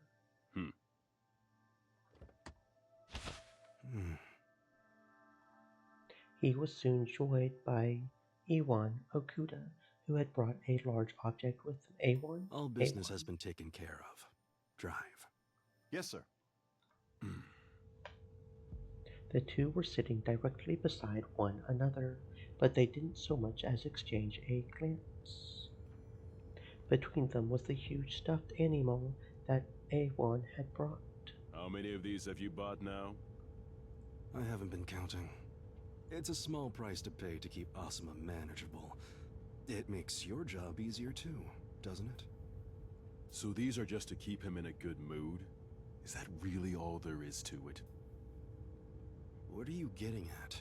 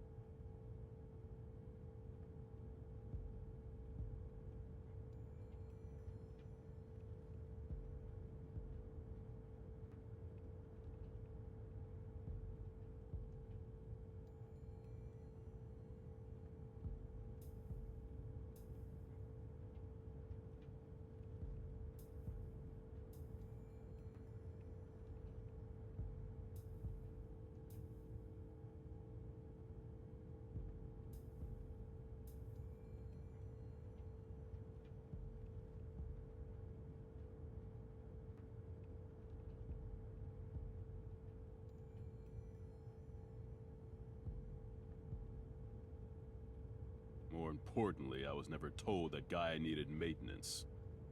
Yes, you weren't. Because there's no such maintenance. So you lie just to get through that mess. It's far better than having Asuma take part in such useless meetings.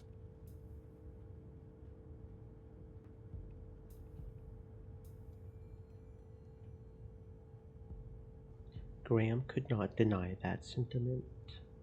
Hardly any of this makes sense. You're a soldier. Aren't you used to being kept in the dark? I've been a soldier for years, but I've never been in a situation like this. The brat that showed up out of nowhere was especially weird. He knew exactly when we'd be told to retreat down to the second. There's no way he could have known that without hacking a military SAT. Wizard-tier hackers who could access military satellites without leaving a trace were few and far between, and such activity would make you an enemy of the USA. Graham didn't believe this operation warranted such feats. That's why he doubted that hacking was at the center of it all. Someone leak our info to that twerp? Or does he just have a good intuition?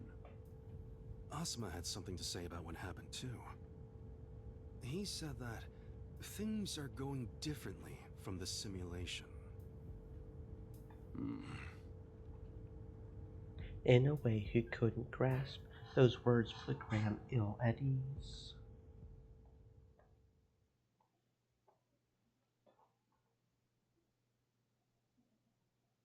You spent an entire night together, huh?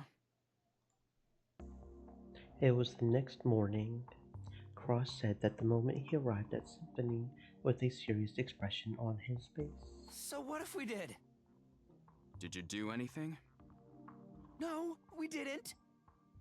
Figured. Bro, don't just assume that. All right. By the way, you haven't gotten much sleep, have you? Why do you care? Spending a night with a girl is no big deal to me. Actually, I meant you must have been on the lookout all night for whoever's after you.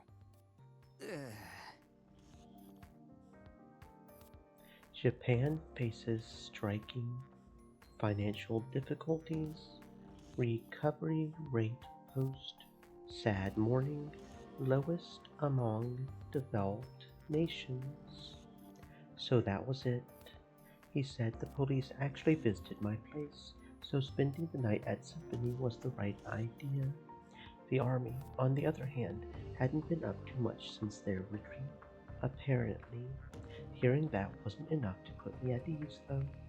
I had spent the night bracing myself for a raid and barely got any sleep.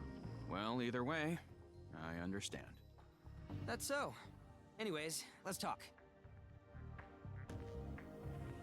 I had called Cross over to tell him about yesterday. I told him about who was after Momo, and even mentioned the saving and loading thing I had been using. Momo was asleep on the only sofa we had. She didn't even wake up when Cross came in. She must have been out of it. Make sure you ask her about herself later. I know you're gonna stay involved with her. I am. You know me real well, huh? We're a duo, aren't we? That aside, I was thinking about this whole saving and loading thing. It's a pretty awesome app, huh? Could be crazy useful. Listen, I strongly suggest that you don't use it blindly. Nothing, let alone an app, can do what you just described. So he didn't actually believe it was real. I couldn't blame him, though. I was still 50-50 on it myself. You mean that it could be a trap, right? I know that. That's why I want you to look into it. Yeah, of course. Although, whoever we're dealing with, I might be totally outclassed. Ozutani. Is this Oz? That reminded me he had left a comment on the Nakano Symphony's commissions page. No. Want to go out for lunch? How do you know my contact info? You're not hungry? Answer my question. Or don't, if you want to get on my bad side. I got some influence here and there. That's so. Out of everyone involved with yesterday's events, who could have connections to this guy? Like, the police? Yeah. Oh, by the way, it looks like all that cracking you did yesterday has disappeared from the police database. For real? So, yeah, there's no reason for them to take you downtown anymore. This isn't just the police being nice, though, is it? I didn't know who was pulling the strings, or why, but they clearly had power over the police. I bet they had gotten the army involved too. We can talk about that and more when we meet. You know, have a little info exchange. Bring the girl with you too. I didn't answer right away. Honestly, I couldn't. I was still just some guy determined to help Momo out. And I had to find out how much this guy actually knew. You got anything on this brat in a bow tie? You know him too? You just keep giving me more reasons to hear you out. I could vividly remember that boy who had climbed out of the chopper yesterday. He looked younger than me, but he was lording over the army and acted like he was the boss. I had met him before the first load, which meant that our meeting never actually happened. If this guy knew something about that boy, it seemed like a good idea for us to talk. If I wanted to help Momo as best as I could, I had to know as much about our enemies as possible. I'll come, if lunch is on you.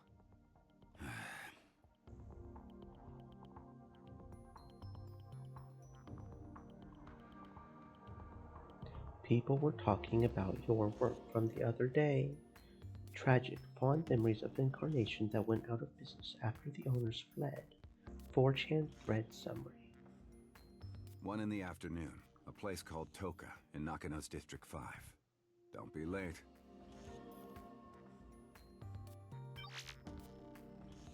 He ended the call without even giving me a map. Now was the time to decide what I was going to tell Momo. She woke up a while later and I told her about the meeting with Oz. I'll go by myself. You're gonna ask for his help? No, that's not what I'm thinking. I just need to find out why this country's army was trying to capture me. He said he wants an info exchange. We won't learn anything if we don't share something. But It looked like I wasn't the only one she wanted to keep in the dark. In that case, The Vatican. it would have been better to let Momo explain it herself, but I couldn't keep a lid on it any longer. They're the ones after you, right? how do you know that? I saw them with my own eyes. I told you about the saving and loading thing, right? What I don't know is who was after you yesterday. I should probably find out how they're connected to the Vatican, if they are. Besides, I can't send you out there alone when you're up against an opponent that powerful. I'm getting involved whether you like it or not. You certainly are stubborn. You and me both. By the way, you got any money? Why do you ask? We gotta do something about those clothes.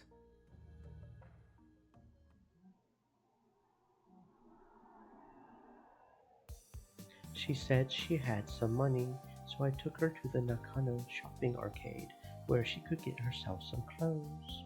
I was waiting at the arcade entrance, but she had already been in there half an hour. What's taking her so long? Did she just run off somewhere or what?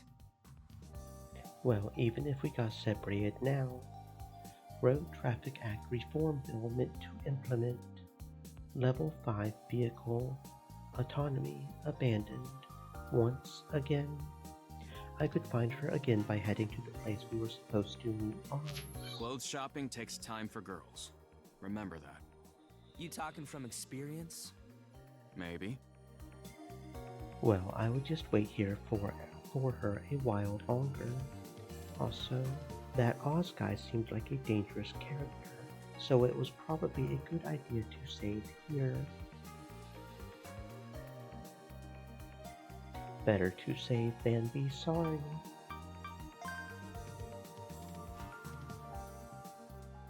There. I checked her BMI, but I didn't see any traces of tampering from the outside. Couldn't even figure out where this saving and loading UI is stored. Seriously? So this stuff was beyond even Cross. You're one hell of a hacker, giving me the saving and loading stuff. I'm sorry to have kept you waiting. Finally.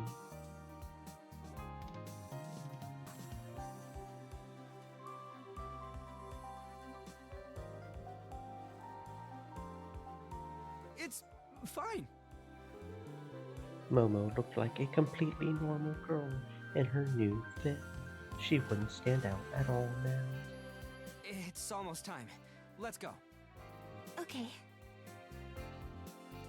The place where Oz wanted to meet was like 10 minutes away from where we were. Momo had taken her sweet time getting her clothes, so it was going to be a close one. Hold on. Do I look okay? Huh? I mean, do I fit in? Yeah, I think you do. She did look better suited to city life, if that was what she meant. This outfit was way better than that pink costume at least. I see. I'm glad to hear that. Let's go. What? Why did you just put that up? You saying I should load or something? Why would I need to load right now? Oh. Right, I just picked up what you put down.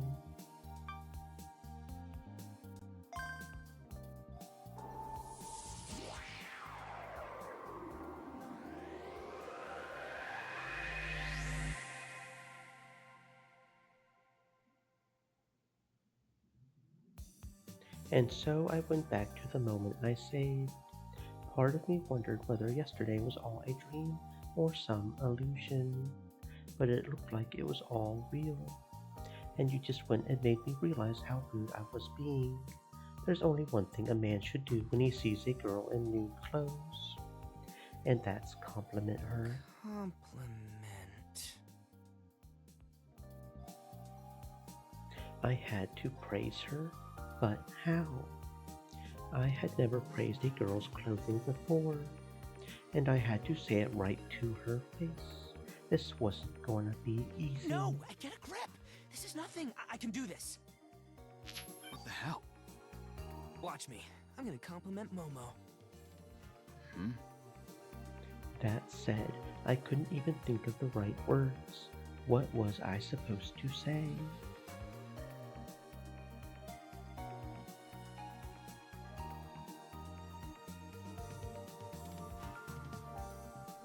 I'm sorry to have kept you waiting.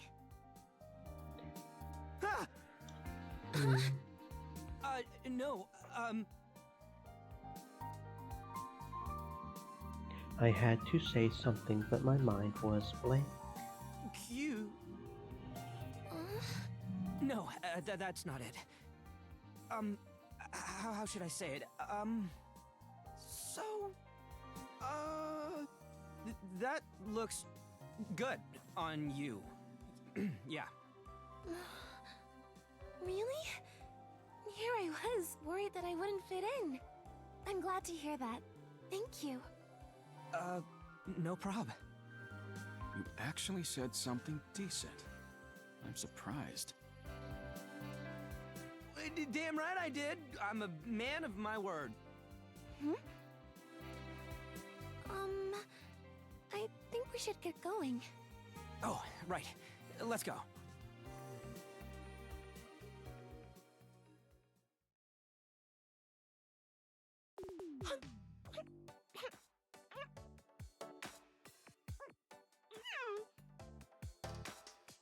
You good? Have some water.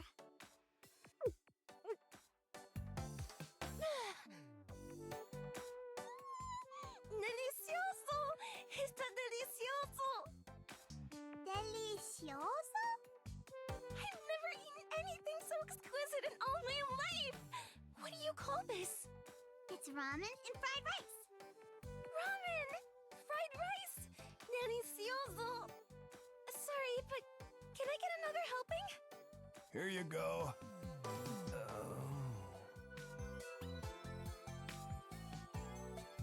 The place Oz chose was a tiny, dirty, old Chinese restaurant. It felt like it's somewhere straight out of the 20th century. The worsening space debris problem is the US government's conspiracy to hide the existence of the Black Knight satellite. Super occult news. If I had been alone, I would have needed a whole lot of courage to come in here at all. It really didn't seem like a place with good food. But once I saw how excited Momo was, I realized how off my assumption had been. My own share of the ramen and fried rice was already in front of me. This reminded me I hadn't eaten since yesterday afternoon. I scooped up some fried rice with a china spoon, excited for a mouthful of flavor. This was pretty bad, actually. It was oily and super salty. As for the ramen, this was the opposite. It had a really light taste. Actually, it didn't taste like anything.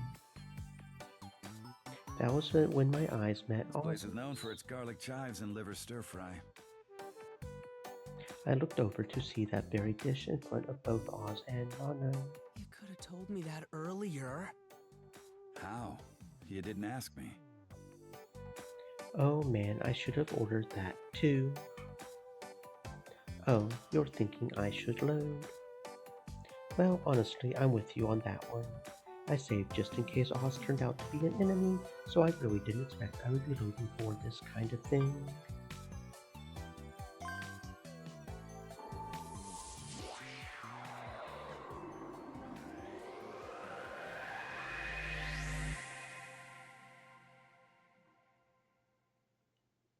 Welcome. Hey. Oz and Nano were already there when we walked in. We already ordered something. What are you having? Garlic chives and liver stir fry. I'll have the same then. Sure thing. You been here before? Nope. People who order that here know what's good. Who told you about that dish? You did. Huh? The man looked baffled. This felt kinda good. Our food arrived fast, and damn, Oz wasn't kidding about it. Momo's reaction to it was the same, though delicioso on repeat.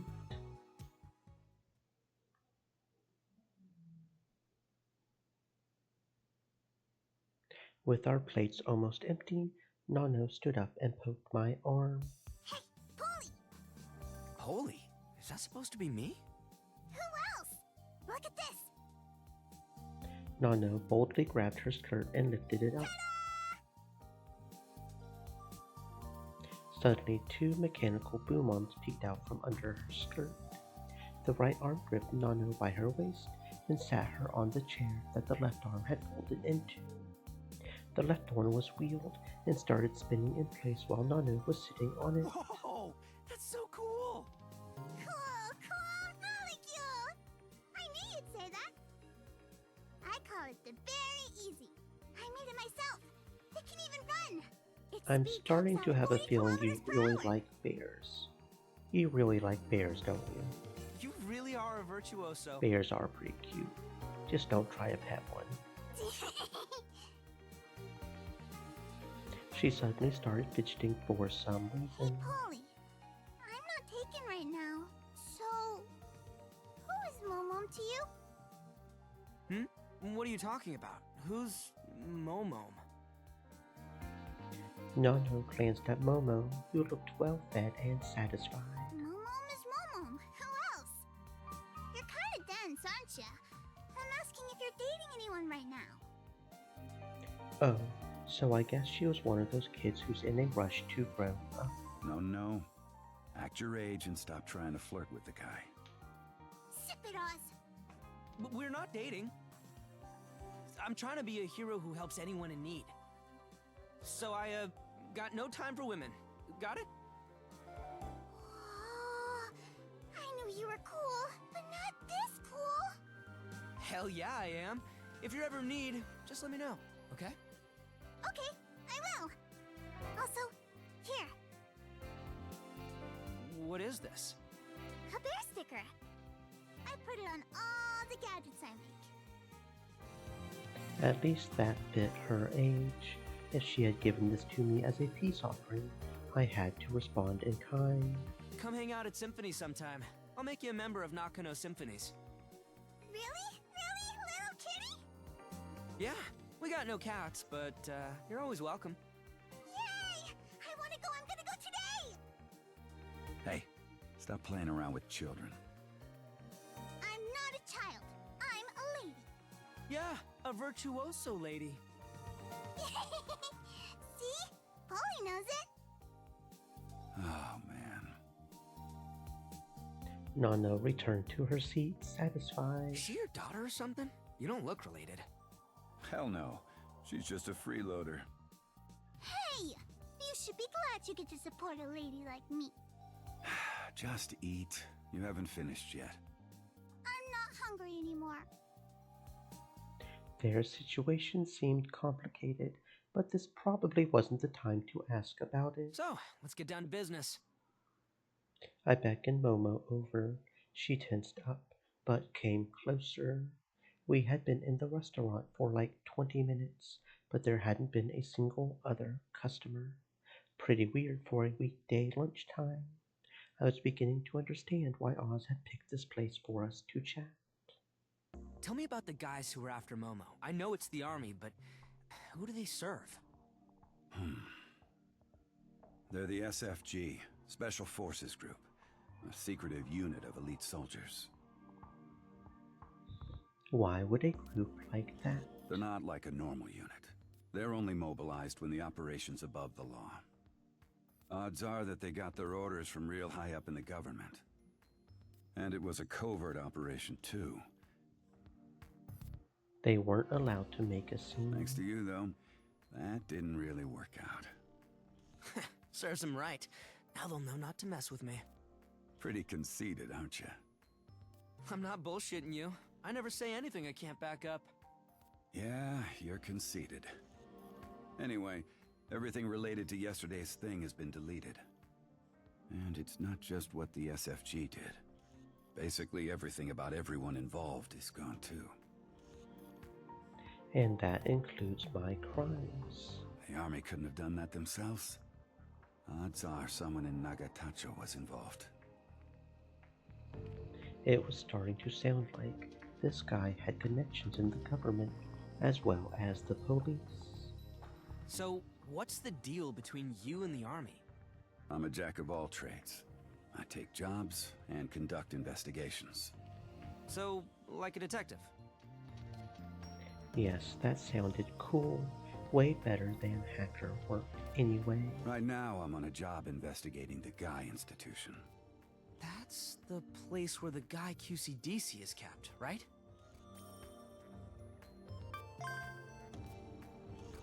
QCDC, short for Quantum Com Development Center. It refers to supercomputers that use quantum computers. Each one has a non-versatile, calculation-focused quantum annealing machine at its core, while the rest of its device is comprised of the versatile transistor computers that were commonplace in supercomputers until the 2020s, sometimes abbreviated further to simply QC. Yeah. The guy was one of the most powerful QC-DCs in Japan. No, in the whole world. From what I could remember, it was kept at some faculty in Umi no Mori. What if I told you that the SFG guards the place 24/7? Oh? He took out a piece of paper and placed it on the counter. Huh? A paper photo? Got a problem with that? Not at all. You care about security, huh? I wasn't being sarcastic. The best way to prevent data theft was to avoid putting any data on the internet in the first place. The photo had been taken with a ultra telephoto lens, and it showed soldiers guarding something. Tatted Baldy Builder was among them. Ground Self-Defense Forces Major Graham Kingley, captain of the SFG. They're protecting the program that uses most of the Guy QCDC's resources. Though officially, research on the program was frozen 8 years ago. Frozen? Its name is Gaia. It's an Earth simulator generated by a quantum supercomputer. An Earth simulator? Oz showed me another photo. It looked like a cutout from an old newspaper. 12 years ago, Project Gaia began as a joint effort between MEXT, MEDI, and MOD. Gaia Institution was established for that purpose. The project's goal was to develop the quantum supercomputer Guy QCDC, and the Earth simulator, Gaia. It's possible to perfectly predict the future using that simulator. You can't even fathom the ways Japan would benefit from that. At the time, the Earth simulator race was at its global peak. Everyone wanted a magic box that'd show them the future.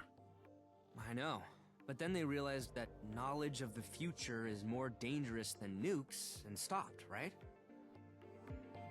If the simulations were advanced enough, they could even allow access to highly classified information, like other countries' nuclear codes. That was the kind of thing these simulators were capable of.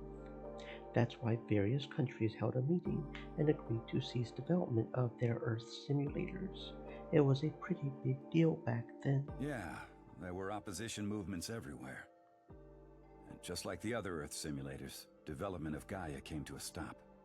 The Gaia Institution continued to exist in order to operate QCDC, but the topic of Gaia itself became taboo. But what country's gonna give up on tech that lets them see the future?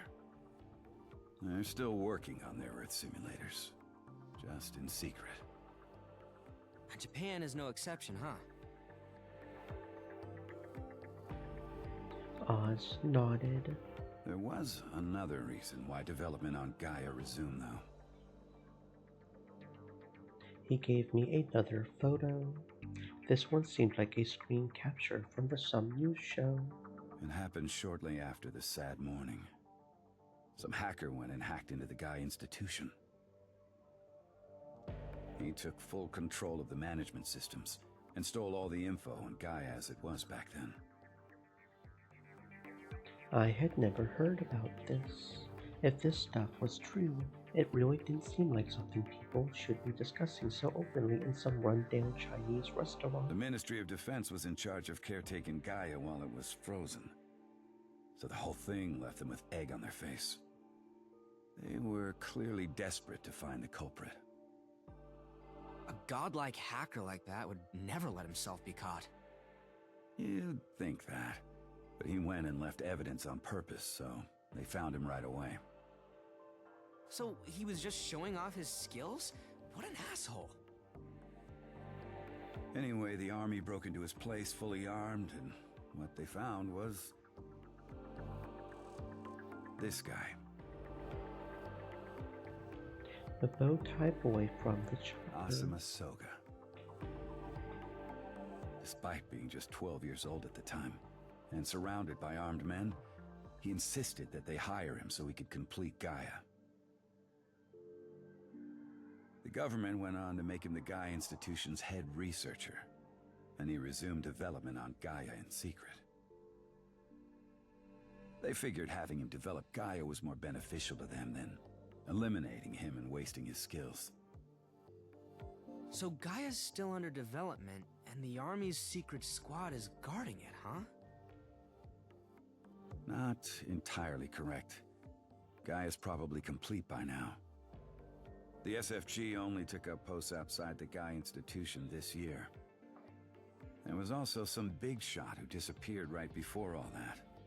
The AOAB Director General of the Ministry of Foreign Affairs.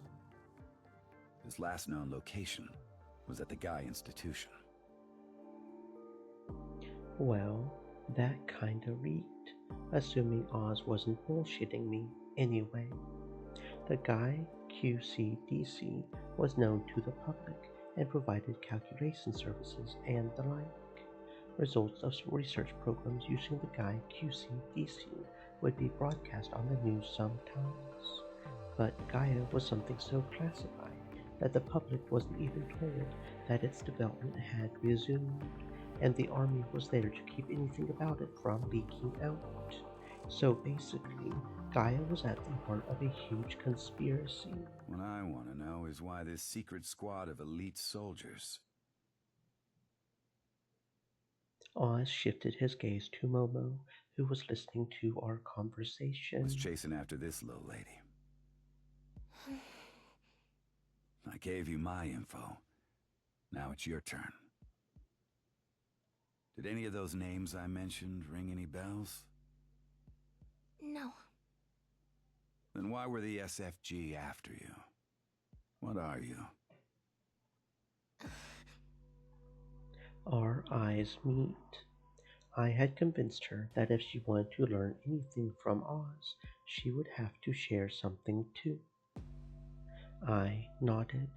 Momo gathered her resolve, sighed, and looked at us. I'm about to tell you something very important. Please keep all of it secret.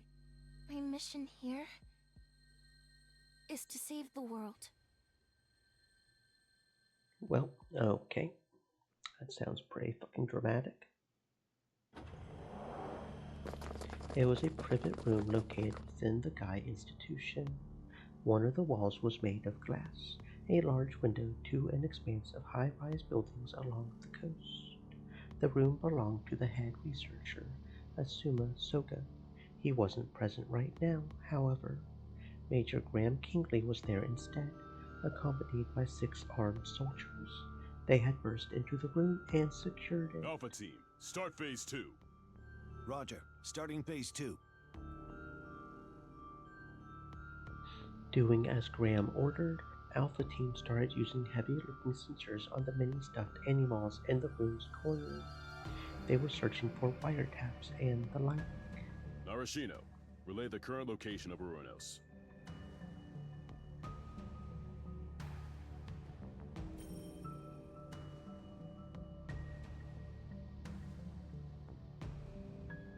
How did I get to the backlog again?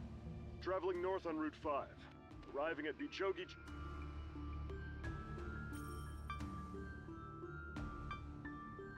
I don't remember. Report any abnormalities. Roger that. Target B is clean. No metal detected. Target A is clean. 3 of the 6 soldiers were using detectors to scan the stuffed animals. Being handed the scanned animals, the others took out their knives and dismantling Target B. Forced them into the toys' stomachs. Scanning alone couldn't guarantee that there were no wiretaps. Just to be safe, they pulled out the cotton stuffing and thoroughly checked inside each one. There were fewer than 10 in total. Some were far larger than others though, so it would take time to remove all the cotton and examine them. Hurry. Asuma Soka and A1 Okuda had taken a car to go to a meeting half an hour ago. Graham had taken this opportunity to commence this operation. The objective was to investigate the stuffed animals that A1 regularly bought for Asuma. Graham suspected that they had wiretaps inside. A1 Okuda was an engineer belonging to a national research company. He had been part of Project Gaia since before its development was frozen. He had simply been another member of the project back then, but now he was someone you could call Asuma's right-hand man. Graham believed that this was the result of both his skill as an engineer as well as his ability to keep Asuma satisfied. Asuma used A1 as his own attendant, keeping him close by at all times. After the AOAB Director General was exposed as a spy 1 year ago, security for both Gaia and Asuma had greatly increased. A1 was the one who had shot the spy that day. Graham always felt something was off about A1. There was no particular reason, but if he had to give one, it would be his soldier's intuition. He had looked into A1's past just in case, but found nothing incriminating. However deep he dug, there was no indication the man was shady. Graham couldn't shake that strange feeling though, even now. In his mind, it was still possible that A1 Okuda was an industry spy, and Graham had planned this operation to confirm it. Rhino Leader, this is Narashino. As planned, Uranos has left the Wako interchange. Uranos. Okay, Uranos. Today, Asuma had gone to a meeting at Beacon. He wouldn't be back for at least 2 hours. Keep track of them. Don't lose sight of Uranos. This is Narashino. Roger that. How many are left? This is the last one. The soldier pointed at the bear A1 had bought most recently. Graham took the bear by the head and tore it open with his bare hands. He forced his hand inside and examined it without care or restraint. Target eye is clean. All targets checked. Nothing detected. Proceed to Phase 3. They retrieved the torn stuffed animals and began carefully replacing them with exact substitutes they had prepared.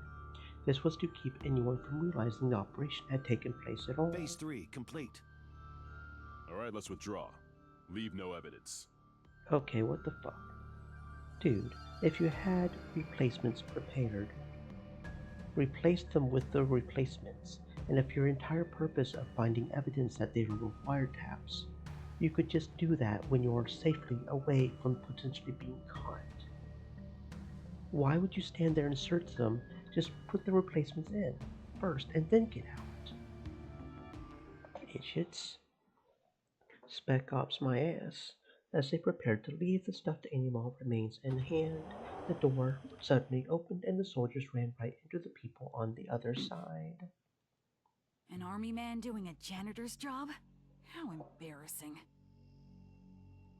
It was Asuma Soga, the owner of the room, and A1 Okuda. You're wondering why we're here? Graham had to keep himself from nodding. He certainly was wondering. The operations room in Camp Narashino was tracking Asuma and A1. According to Narashino, the pair were about to arrive at Riken and Your Saitama. people are pretty good at tracking. Tracking an empty car, that is. So you faked leaving. It took an extremely skilled hacker to fool the army's systems. That didn't surprise Graham, though. He knew Asuma was capable of such a feat. When did you figure out our plan? Are you really that stupid? Do you still think you can hide things from me? You've been here for about a year now. Isn't it about time you got the picture? Gaia. And you think that Ewan's a spy. Well, I hope you've learned something here. Nobody can fool me. Nobody. This operation was necessary to ensure maximum security. I apologize for not informing you about it. Get out. Asuma had already stopped listening to Graham. Instead, he sat down and began doing something on his cube-shaped input device. Graham told his soldiers to leave and did the same himself. The outside scenery suddenly changed. It wasn't the outside, but an artificial visual. What it actually showed was the finest trait of the Earth simulator, Gaia, its spherical monitor. Yeah. No one can fool me or hide anything from me. So, why? Why didn't the thing with the woman turn out as it was simulated? Asuma. The last person here besides Asuma, A1, called out to him, triggering an irritated scowl. Who gave you permission to stay here? Get out! The government operation to capture the girl has already ended. Further involvement is forbidden. You really think I'll just do as they tell me? You weren't even interested at first. Yeah, at first. But it didn't go as simulated, and I can't just ignore that. My Gaia is supposed to be perfect. This matter can't be overlooked.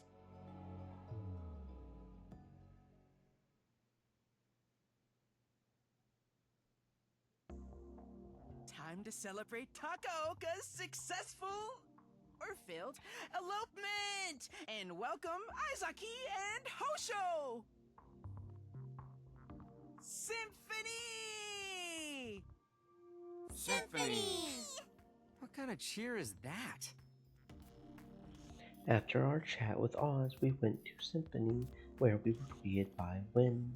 He was convinced Momo and I were eloping and wanted to throw us a welcome party for some reason.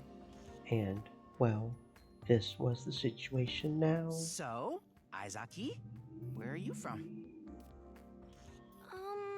Portugal? Or Italy, perhaps? Whoa! Italy! Ciao ciao al dente! Al dente! How about you make some authentic Italian pasta for our boy, huh?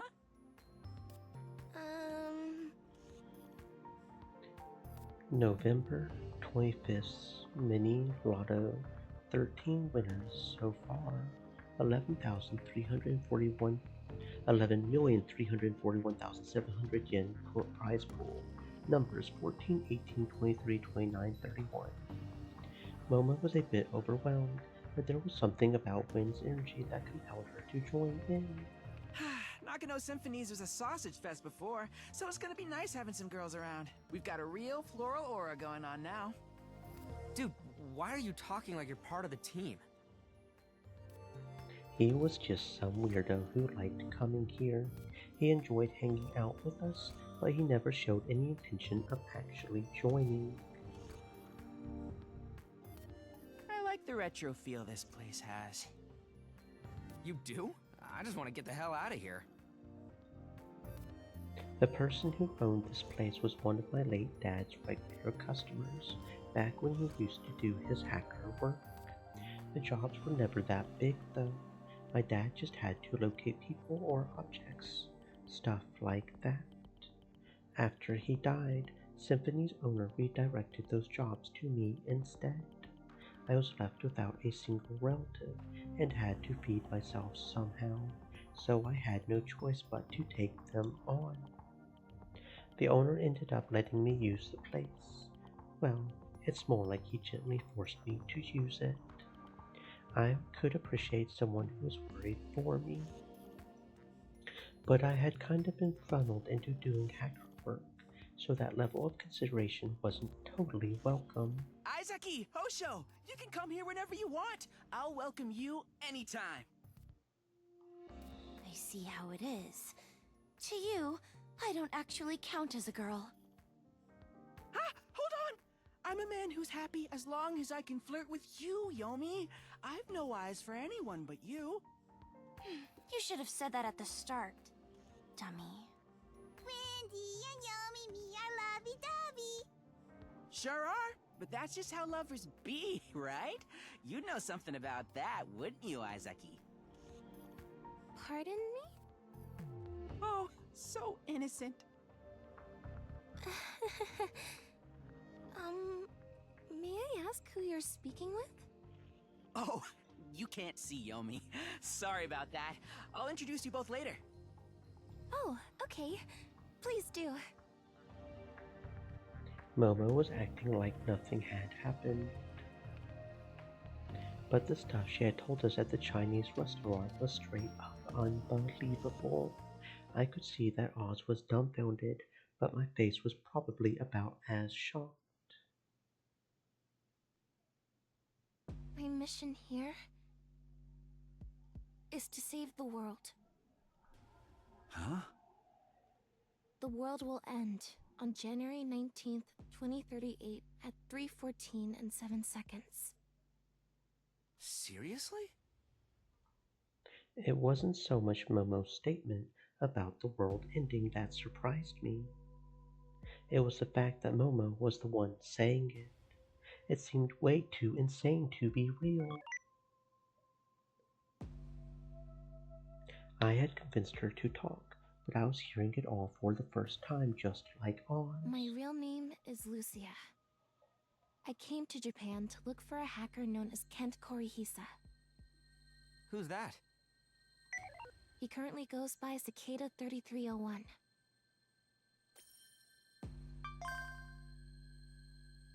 Cicada 3301, a mysterious person who, in January 2012, uploaded a strange puzzle code to 4chan, an online image board. Along with the code, the person claimed themselves as 3301 and claimed to be looking for highly intelligent individuals. They also uploaded an image of a cicada, which led to them being called Cicada 3301. The code was extremely difficult to solve, with every solution yielding yet another puzzle. This wasn't limited to the internet either. Printed cicada posters with QR codes appeared in 14 major cities all over the world, including Warsaw, Paris, Seoul, and Sydney. The code uploads continued for a while until a month after the first upload. They wrote, "We have now found the individuals we sought. Thus our month-long journey ends." With that post as our last, Cicada 3301 vanished. There was another Cicada 3301 post made in January 2013, but nothing came of it, and there were no new posts afterwards until May 2036.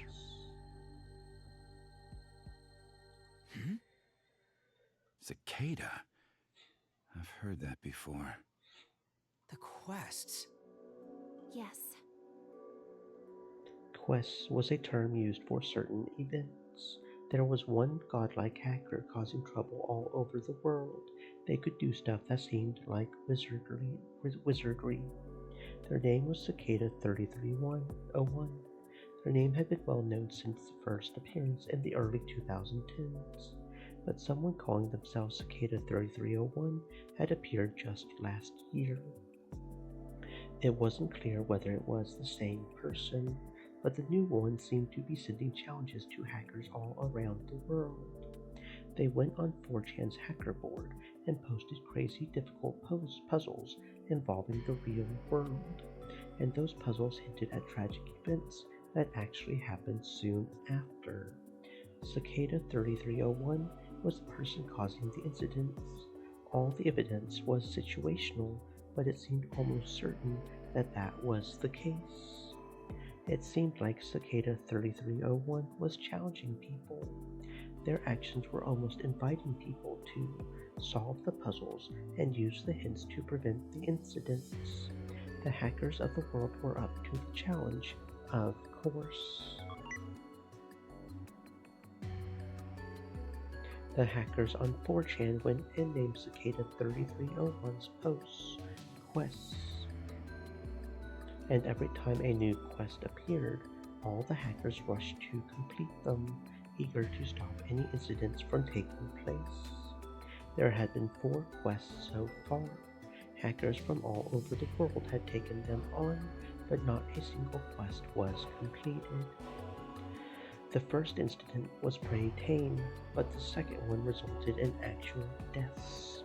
By now, Cicada 3301 was widely regarded as a criminal who just wanted to show off their brain power.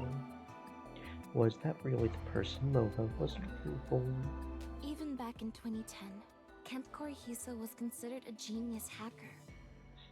That was the year he bypassed the Vatican's security systems and broke into its computer network. The Vatican? I didn't expect to hear that. He was quickly exposed and caught. However, the Pope and the other high-ranking people there chose not to punish him. Instead, they hired him as their head computer engineer. After that, he was entrusted with the development of the Vatican's QCDC, Necropilgrimage, as well as their Earth simulator. That was basically the same story as Asuma Soga's. Had Asuma copied Cicada's 3301's method? In 2012, though, shortly before Necropilgrimage's completion, Kent Korihisa suddenly vanished. It's believed that the reason he disappeared was because he accidentally stumbled across a huge secret hidden in the Vatican's main computer. That being the third secret of Fatima.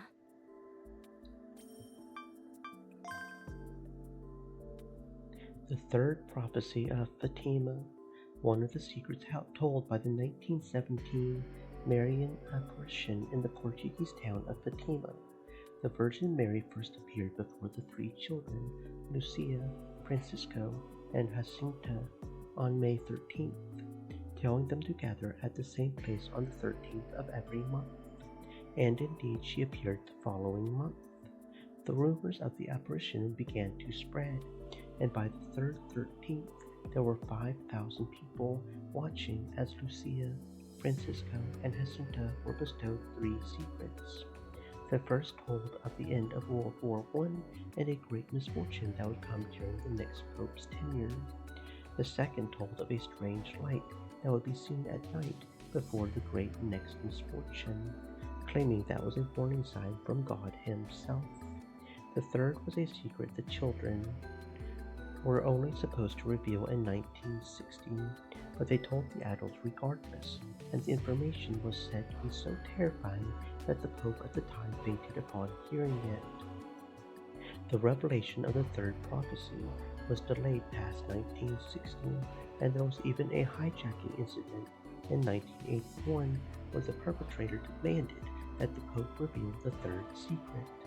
The Pope ended up revealing the secret to the year 2000, claiming that referred to the attempted assassination of the Pope in 1981. It was so anticlimactic that rumors about it persist to this day, claiming it was fake and that the actual secret was something far, far worse. Ah, I see. The secrets of Fatima are used and abused in occult conspiracy circles. I've heard lots of versions of them, including fictional ones. Was this guy into the occult? So, what's your take on the third secret of Fatima? Just as I previously mentioned, that the world will end 3 hours, 14 minutes, and 7 seconds into January 19th, 2038. The secrets of Fatima.